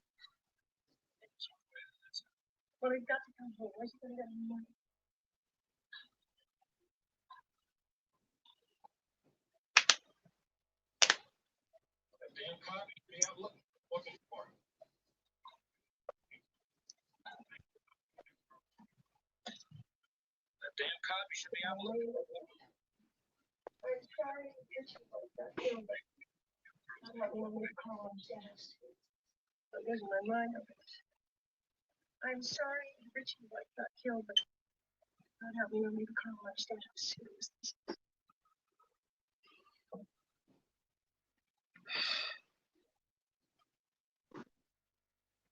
I got a chilly phone call from Rupert this morning. And they're doing a telephone tree work in order to get the parents to the meeting. I got a chilly phone call. Shit, I don't know how old Matt Dillon was in this. Maybe like 20 years old? 19, 20? Chester's saying 15, so yeah, I know like the age group is between like, there's kids as young as like 10 years old in this movie. Yeah, he But probably that was is like about the age 15, group. I Like think.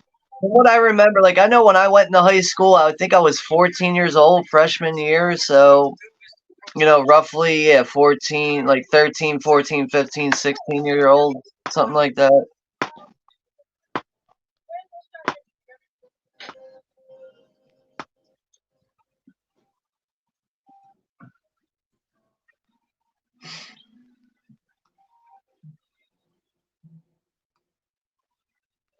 Now, apparently they did have Matt Dillon audition for the role, even though they were already sold on him, and it was all based on his look.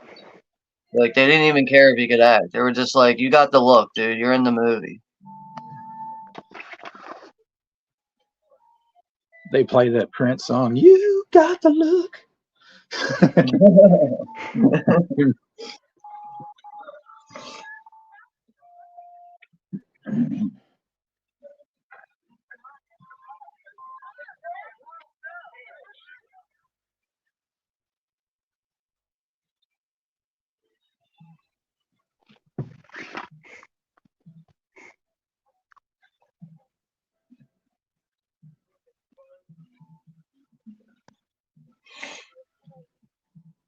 But you notice that like 80% of the movie, Carl, like his face is like beat to a pulp.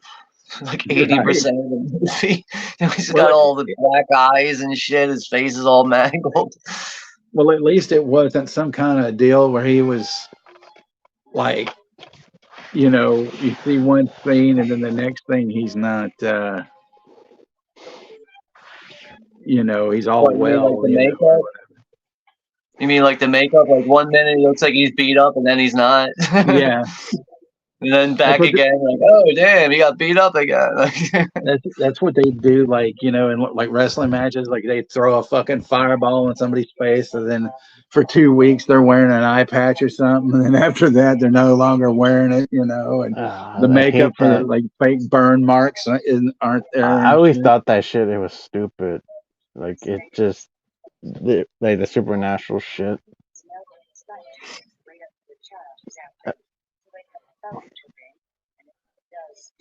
Was it they did that a few times, right, Texas? Oh, they used to do that shit a lot, especially down here in Mid-South. Yep.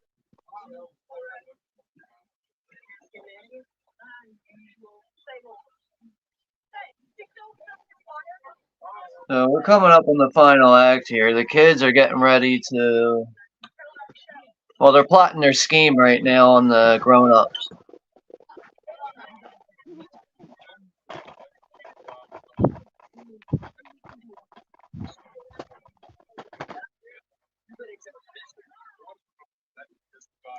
And then it's fucker looking like an evangelist, with this suit and shit. And then you got this one broad sitting in the front with this white dress and this vest and her fucking, bird's nest hair.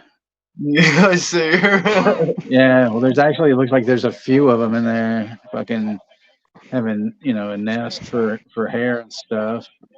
Yeah, I kind of feel like just going up behind her and just slapping her in the back of the head. Like, you got something in your hair. Just hit her hard as shit. Slap the fuck out of the back of her head. A bunch of fucking birds come out of her hair. You got something in your fucking hair, bitch. I used to have this joke with this friend of mine in high school talking about like Conway Twitty, and that if you bought a Conway Twitty album that you could slice it open and then big old hair would pop out and he'd be like, "Hey, I'm Conway." Or you'd get a free Conway Twitty wig if you bought one of the albums, and shit. God. Yeah. P. Rich is here. Hey, P. Rich. Hey, what's up, P? Hey, P. Or Rich. as Michael Caine was saying, "Hello, Pimp Rich." Hello, Pimp Rich.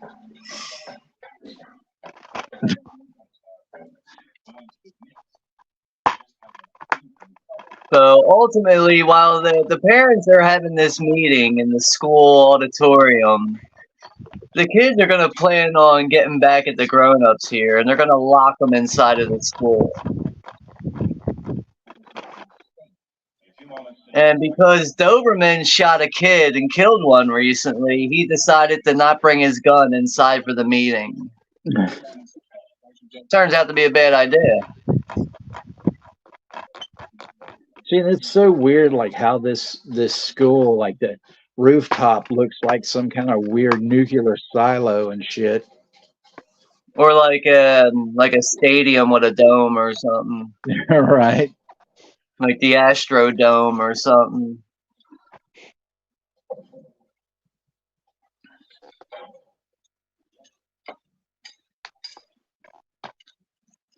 And the whole thing of calling it New Granada, you know.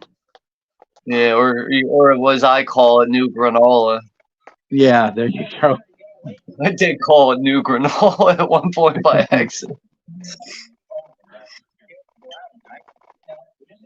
Yeah, exactly. Zodiac, Tokyo Dome, 7 stars. Get fucking Ricky Choshu against the Great Muda, you know. Or Ricky Choshu against Tiger Jeet Singh. And Liger against Muda. I used to have this one Jap tape that had Hakushi. I forget what his one name was, but he was against Muda, and he took this Muda took this fucking piece of wood and he starts carving Hakushi up with it, and he's just bloody as shit.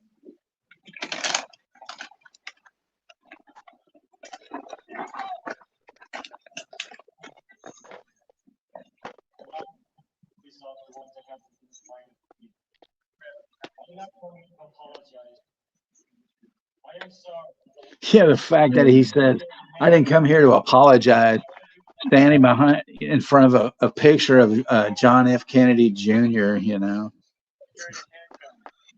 I mean, that's so fucked up. Like Doberman's sitting there trying to justify that he shot a kid. But that lady's right when she stands up and she's like, you know, like, Richie had no bullets in his gun. He's like, how am I supposed to know that? And that's because Doberman overreacted. Instead of arresting the kid, he shot him. Yeah.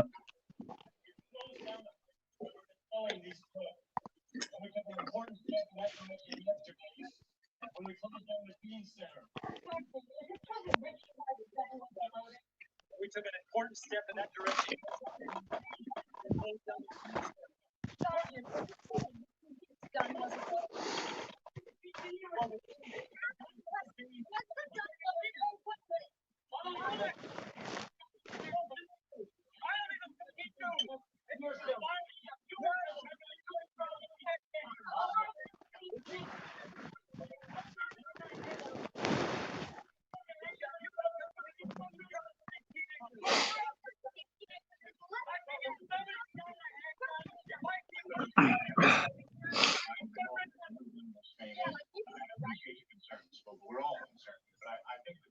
But you know, from watching the features on this, it looks like previously, like I don't know if this movie ever had a DVD release.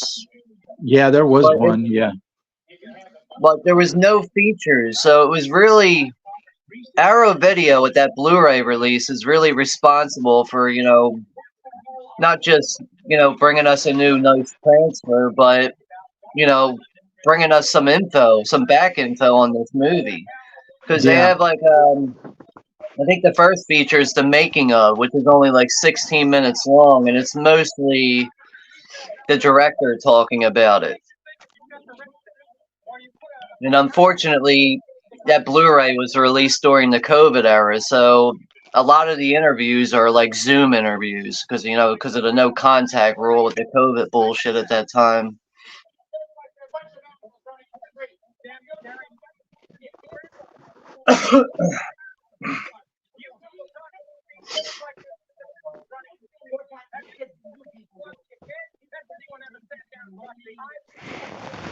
I find it a little odd that Carl's dad gets up during the meeting and he's like calling out the parents for never like being there for their kids and stuff. Like, where the fuck have you been, dude? You just come out of nowhere acting like you've been there for your own kid. Like, no, you haven't. I love when Claude's standing there and shooting the finger at him and stuff, and just Yeah.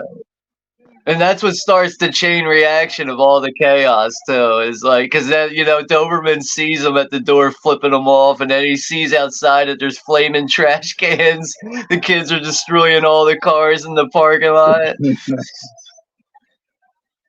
and they can't get out because all the kids locked them inside of the school. It's really genius.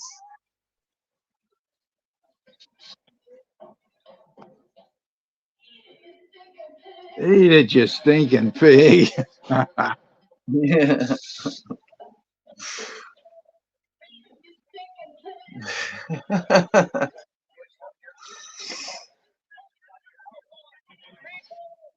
Doberman left his gun in the car. He's got no power here. He's fucked. He's only got a flashlight on. It's like then he's like, "That's your goddamn kid out there, Mister Willis," and then it's like, "Oh yeah, that he's like Carl's the only one out there, you know." So. Yeah.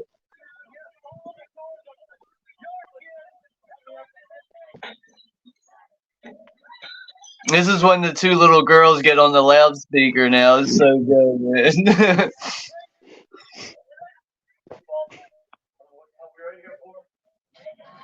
Go to hell.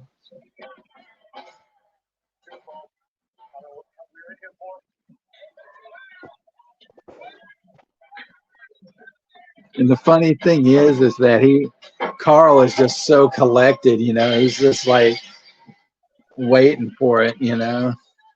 Yeah. Watching it burn, you know. Well, I think at the same time too, he's like almost can't believe his eyes that it's happening, you know? Right.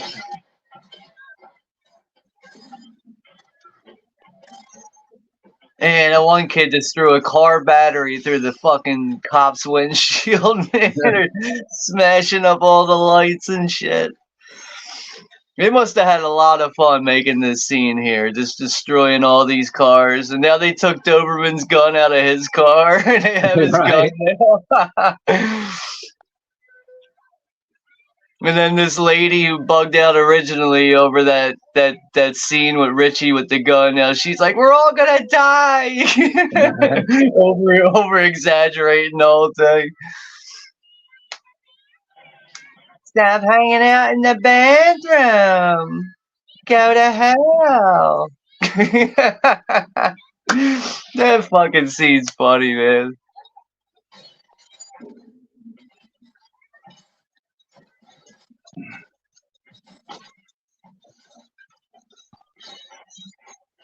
See, nowadays you can't make a scene like this because one of these kids might get a shard of glass shot into their eye while they're destroying shit.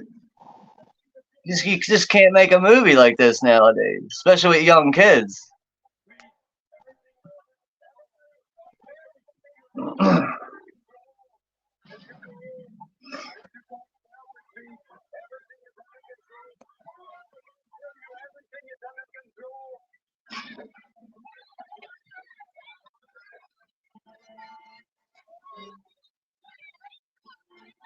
And then it's like there's this kid riding the bike, and they don't know who the fuck he is. He thinks it's Richie, you know, and stuff. Now, is that just supposed to be a visual? Like, is like that kid not really there, or is that kid just No, I happened to think look like I think Richie? he's there. I think he just, you know, it was just some kid that had the bike, but he was dressed like Richie, and he thought it was him. Yeah.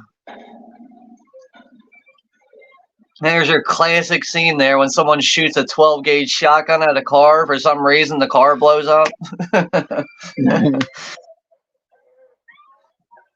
And the fact that they you know they call that character Doberman, you know, it's perfect name for a pig, you know. Yeah, name him after a dog.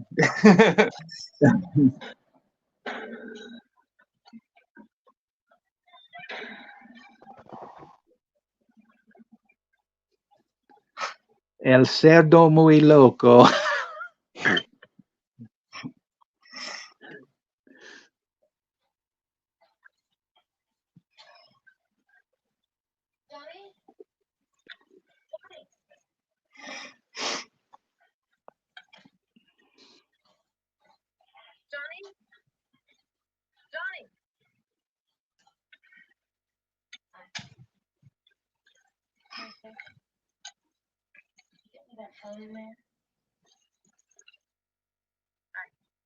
Seeing like Johnny's totally cool with her. He's like, oh yeah, I'll help you.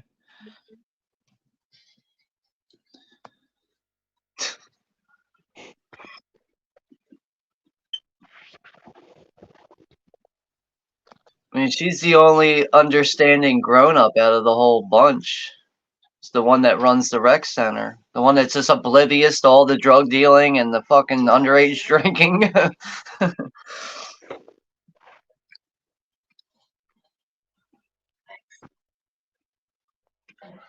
I mean, you know, it's funny. He doesn't even talk, but he has great fashion sense. Yeah. And then you got this kid looking like the fat kid from the Goonies, like stealing stuff from the car.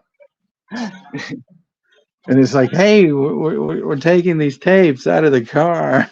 Yeah.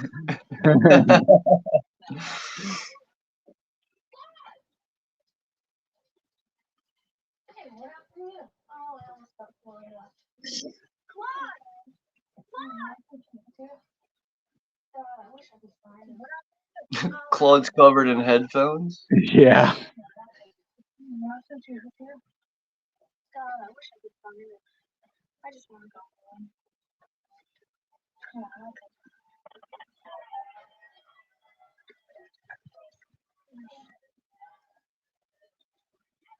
Hey, Derek.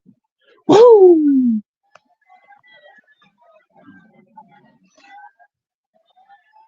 Hey, what's up there, Derek?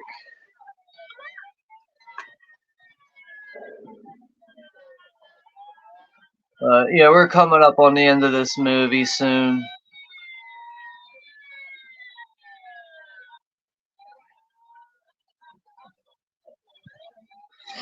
And they destroyed a lot of cars. Can you imagine how much money that is in the budget there? I know. It's probably a good portion of the budget because this is a low budget movie.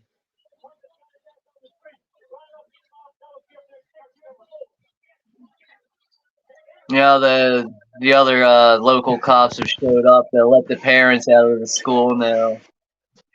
See, when I was first watching this, like, the way this is building up, I was almost convinced, like, yo, are they gonna burn the fucking parents alive in the school? Like, or, you know, like, I thought they were gonna light the whole school on fire and kill them in there and shit. And now Doberman's got inside of his car. He's gonna go chase down the kids and try to make them pay for what they did.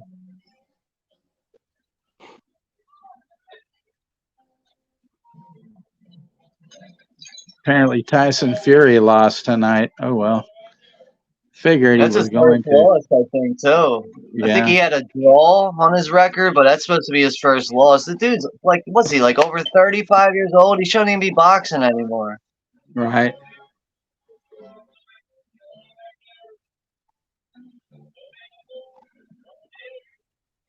And apparently the guy that he was fighting was like undefeated, I think. But I mean, what the fuck, dude? You're fighting a washed up old guy. Like, who cares, man?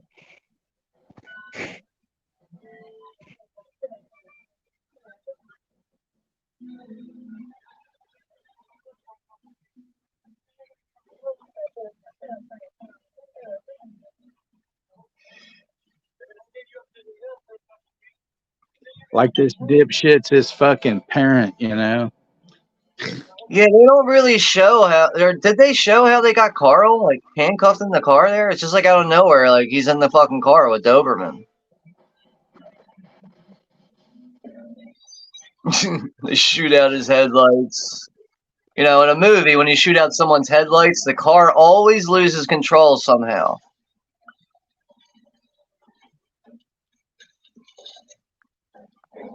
And the car just magically went up in flames. It's movie magic.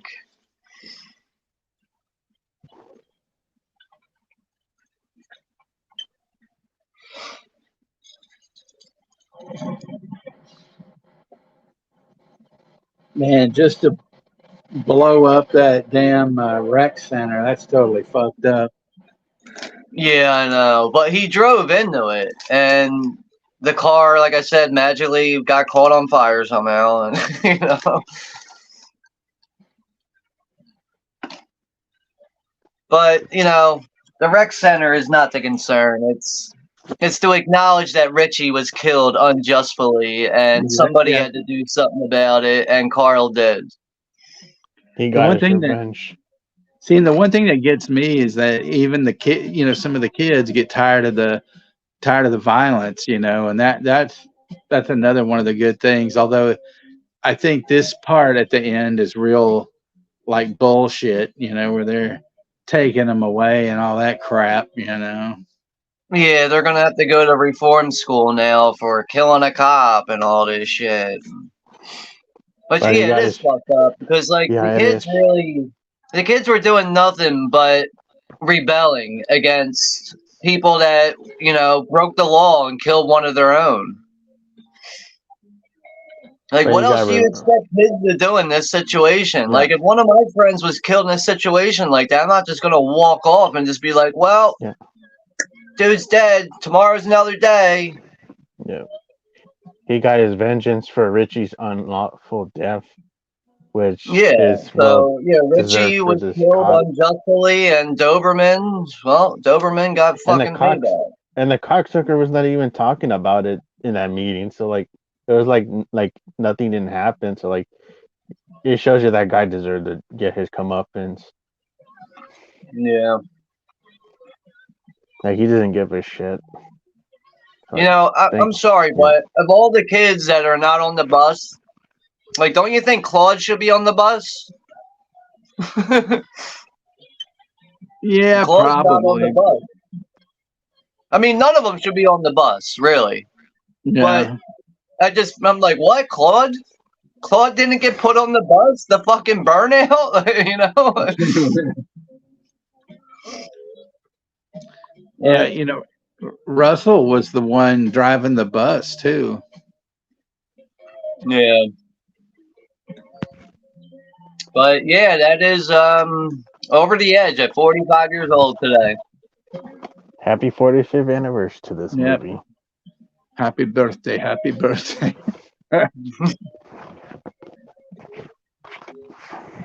Still photographer, Win Hammer. What a name. Winhammer, Jesus. What, is that a first name or last name? It was wow, Hammer was that's the Win last name, and Hammer. but Win was the other. Yeah, Winhammer. Like, what a fucking name.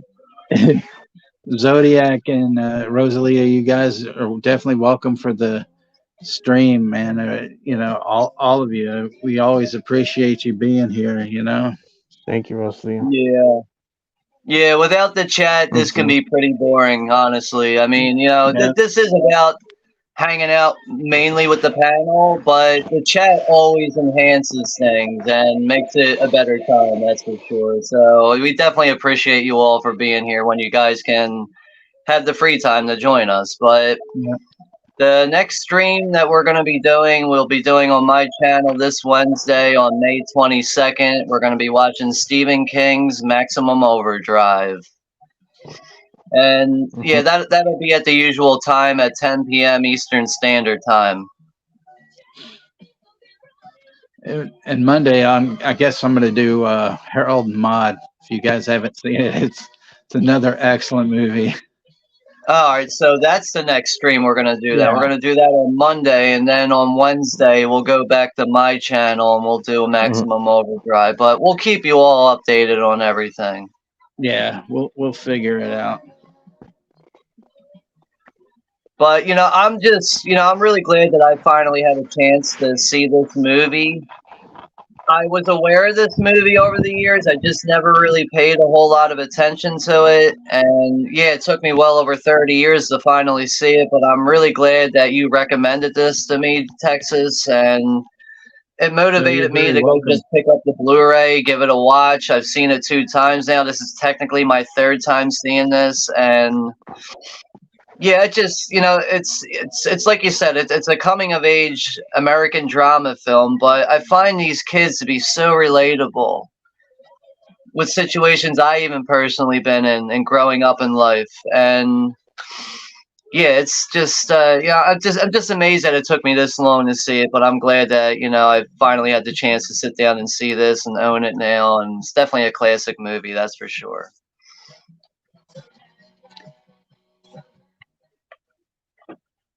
Thanks, Russell. I appreciate that too. Appreciate all of you as always. Because if it wasn't for you guys, we wouldn't be here. Or we'd be here and Well, no, if it wasn't for you guys, it wouldn't be as fun. Right. That's it. It would just be, Yep. you, me, Texas, and Juno's smoke alarm. Right. And Juno's homemade fans. Yeah. Yeah.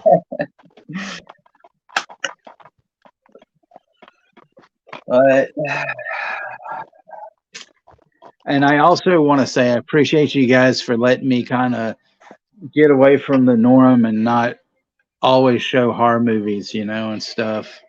Because I mean, it's not like it's a big deal, but since like I think it was me and Rosalia and Russell and maybe Z, we're about the only 4 people that have grown up, in like a couple of different like decades of time that people don't want to acknowledge anymore. So it's like we're all lost because we're like, hey, we lived through this and nobody else knows what the fuck we're talking about. Yeah. I mean, it's just just the way with new movies go nowadays. Like I like giving newer films a shot, but I usually end up becoming disappointed with a lot of new stuff. Yeah, most And of them this are is why just I crap. really enjoy rewatching classics like this. It makes like the newer stuff that it just ends up just not being that good makes me appreciate these older movies a lot more. Because back, like you just said in this when we were streaming, Sean, you said like that would not hold up with the kids breaking the glass. Like that would not be like they would be all scared about that nowadays. Yeah, like I understand, like you have to have safety regulations in place. You got to look out for kids too. Obviously, kids are paramount. They're important. You got to keep aware of their safety. Obviously, with filmmaking back then, I guess you just had more freedom back then with that. You didn't really have all these rules and regulations and even for instance, like a movie like Cannibal Holocaust. I know that's like totally off subject right now, but you can't make a movie like that today. You can't kill real animals today. A lot of these animals are protected, and they're protected for reasons. But yeah, it's like what you were just saying, in that scene is like kids are breaking glass, they're taking baseball bats and smashing windshields in. Today you can't do that because you might take the chance of a piece of glass flying back into a kid's eye or something. Got to go to the hospital. Next you know it, you're getting sued. You're going to jail. And I understand all that stuff, but you still have to have some kind of ambition for a genuine picture to make. It's just, I don't know. Nowadays, everything's like, you almost can't even tell what is green screen anymore. And it still all looks like dog shit, too. It's just like, what the fuck, man? It's all PC shit. Like, now it's like, oh, we can't say this because it's too offensive or crap. Like, yeah. Everybody's sensitive about everything now. Yeah, it just is what it is. But I mean, with new films, we do get some good ones here and there. Yeah, some good ones. Like, I know. But, I mean, I did see a few new movies that Texas recommended, like Abigail and Monkey Man. I saw those were pretty good.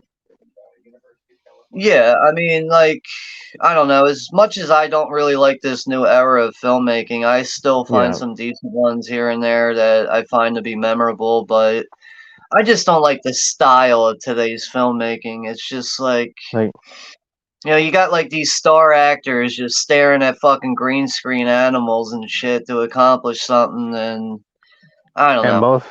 Most of them fucking suck at acting too. Like some of these new actors. Yeah. Yeah, I hear you, man. Like some of the actors in the new Scream movies, I'm like, have they been to fucking acting school? Like, their acting is dog shit. This looks like asylum quality shit of acting. I think they actually turned Scream into a franchise was a dog shit idea in the first place. Yeah, it's just, I don't know, like, and also it's just like a lot of the stupid changes they do nowadays. Oh, we gotta insinuate a bunch of shit nowadays because we want to be all woke. If fucking Disney does that dumb shit, which is fucking dumb. Well, I mean, that doesn't surprise me. I feel like Disney and woke goes hand in hand. Yeah, that's for sure. That's why I did not like that new Indiana Jones bullshit, and people still want to say that the fourth movie sucked. No, that new movie fucking sucked. I still haven't seen it, and I'm probably not going to see it. Yeah. I did get I got about 4 movies watched in the past couple of days. Sting, which I thought was very good, Sean, and it will creep you out. Yeah, I'm looking forward to that. But I'll check it out. It's definitely a creature feature. You don't really have to, analyze things. You just kind of watch it, and it's got some good humor in it as well. And then I watched this. I watched the third Saturday in October, and then I watched the sequel third Saturday in October, part 5. there's a whole reason behind it. There's not really a 2, 3, or 4. I've only seen the poster arts for those movies, and when I first saw that, I was like, "What the fuck is this all about? Is this one movie or multiple movies here? Like, I don't even get it." Yeah, it's great. It's about this like fucked up like serial killer, and the way they did it, the film is so grainy looking and stuff, and then they have these like edits to where there should be like commercials in them, but there's no commercials. Pretty snazzy. And then yesterday I watched Last Exit to Yuma, which was really good, about these guys rob a bank and they go to this diner, and then all these people show up at the diner and all hell breaks loose and stuff. And really good. It's one of those nice kind of karmic films where somebody thinks, "Oh, I can do this and get away with it," and it's like, no, you can't. Sorry, but you're gonna die. Yeah. But what you were saying earlier, how like with us getting outside of horror films, it can't be horror all the time. I mean, Right. I love so many different genres of movies. I don't really care for like romantic comedies. That's probably the only shit I really can't get into. But I'm really like, I'm not confined just to horror films. I really am open to other genres, and Like, I just feel like if you watch nothing but horror movies all the time, you're kind of going to like, at some point, you're just going to be really desensitized to where, I don't know, it's going to be desensitized and repetitive. You're just watching the Right. same brand of movie over and Yeah. over. That's why I have to get away from horror films sometimes, focus on action films. There's even times where I have to get away from Sci-fi. movies itself. There's times where I'm like, you know what? I need a dose of reality. I need to go watch like a crime documentary. I need to hear something that's real. You can only watch, like, as much as I love movies, like I need a true story sometimes. So Yeah. like but that's why I feel like it's important to be open-minded to all genres. You just never know what's going to hit for you. Even sci-fi movies like Dark City. Yeah, that's a sci-fi definitely. movie. I mean, I've always been a huge fan of sci-fi films. I mean, Blade Runner is up there as one of my all-time favorite films. It's probably a top 3 movie for me is Blade Runner. I would say Dark City is like Blade Runner, but on acid. Yeah, Dark City has that, that dystopian kind of city look to it, and I really like that. The look of the movie really relies on the title, Dark City. Everything's dark, and it just relies on these random angle light shot scenes and stuff Yeah. like throughout it. Oh, Like I and- love the way the movie opens up when the main character wakes up in a bathtub. He has no idea where he's at or what's going on because his memory's been wiped. Then you see that light just flying around in the bathroom, side from side, and it just 1 minute the room's lit, next it's not, next it's lit, next it's not. I think Dark City, that's another movie that took a long time for me to actually see, but what a cool movie that is. And that was a thing I forgot to mention in the Crow stream. The director of The Crow, Alex Parias, he was considering Brandon Lee to be the lead star of this movie, Dark City, when he had in his idea of making it during the making of The Crow. Dude, like when you Brand- mentioned that, I could see Brandon Lee in Dark City. I really can. Yeah, because he had that idea of making, he was gonna make the script and like make the movie like in his mind, and he was visioning Brandon Lee to be the lead role after they finished making The Crow, but that didn't work out because Brandon Lee died during The Crow. Yeah, I mean, if Brandon Lee would have lived on, I think Brandon Lee and Alex Pariah there, they really could have collaborated on some great things, man. Yep. And like I know I even said before, like I could even see someone like Brandon Lee like working with big action stars like Schwarzenegger and like Eraser, or I don't know, Steven Seagal and Exit Wounds or something, like I feel like I could have seen somebody like him in movies like that. His movies came and went and they are what they are, but I really think Brandon Lee had a lot of potential to be a really good actor, but unfortunately his life was cut short. Yeah. Mm-hmm. And we have Gizmo here in the chat. Video Manning Gizmo. What's up, bro? So I was gonna say, because I had mentioned this before, but the movie Gregory's Girl, it's kind of a romantic comedy, but it's a teenage kind of comedy, and it's not over the top. That's the one I was telling you. That's like the Scottish one where this guy likes this girl that plays on the soccer team, and she agrees to go out on a date, and then when he goes out on the date, all these different girls are kind of leading him down to go see her. They go, well, she's late, so I'm going to take you to her. And then she drops him. They drop him off and go, well, I'm here. You're going to have to go with her now, and stuff. And it turns out really good. It's one of the greatest movies I've ever seen. It got an intriguing storyline.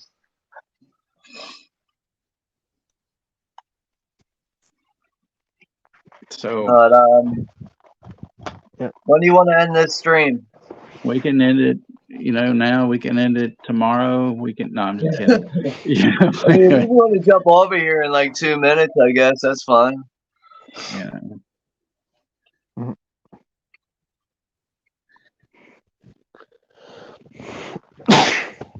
Gizmo's drinking Pepsi for breakfast, which that's the fucking breakfast of champions. I can't fathom drinking Pepsi on an empty stomach.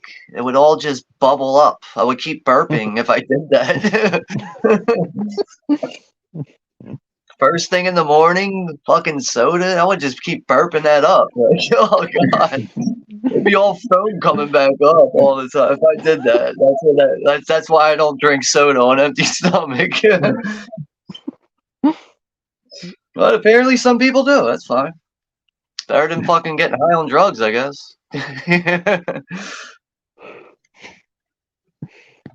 But yeah, I guess we can cut this down and everything. So I mean, thank you to everybody again for coming out and chat. You guys were great as always, and thank you for putting up with this amazing movie that we watched and everything. And thanks for Chris and Dirk and even Gizmo for like coming out, because we don't see them all that much, and Corey too. I think our average was between, like, from what I noticed, I wasn't paying attention to it the whole night. I just glanced over at it. It looked like it was like between like 12 and 18 people throughout the chat. Yeah.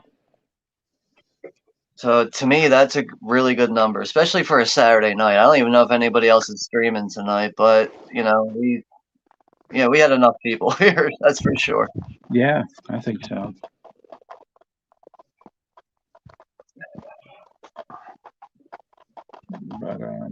But yeah, other than that, we will keep you updated for Monday for Harold and Maude on Texas's channel, and then Wednesday at 10 p.m. Eastern Standard Time, we'll be watching Maximum Overdrive on my channel. Good night, everybody.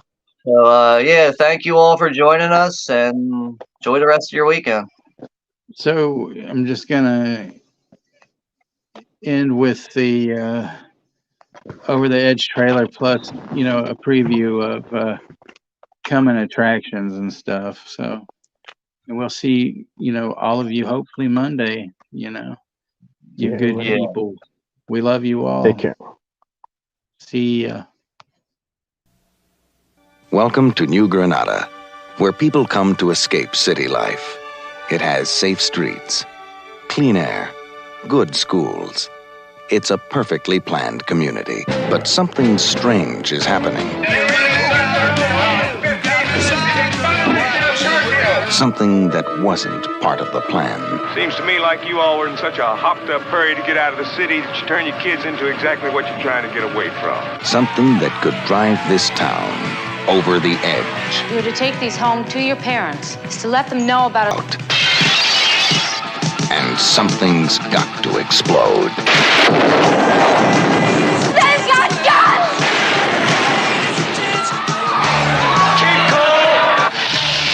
I can assure you everything is under control. They were old enough to know better, but too young to care. And now this town is over the edge.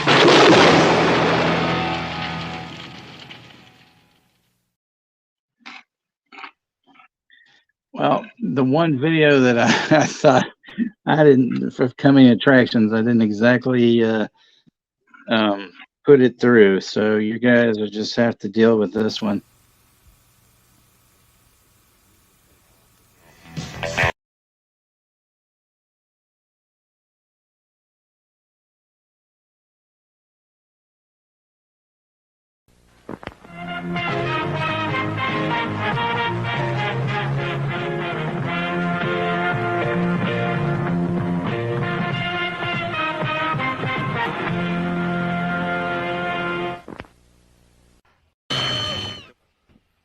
Ray Dennis Steckler. Now, who doesn't love Ray Dennis Steckler? Assholes. Assholes don't love Ray Dennis Steckler. Ray Dennis Steckler, an incredible filmmaker. Subscribe now to Texas HXCX 1965.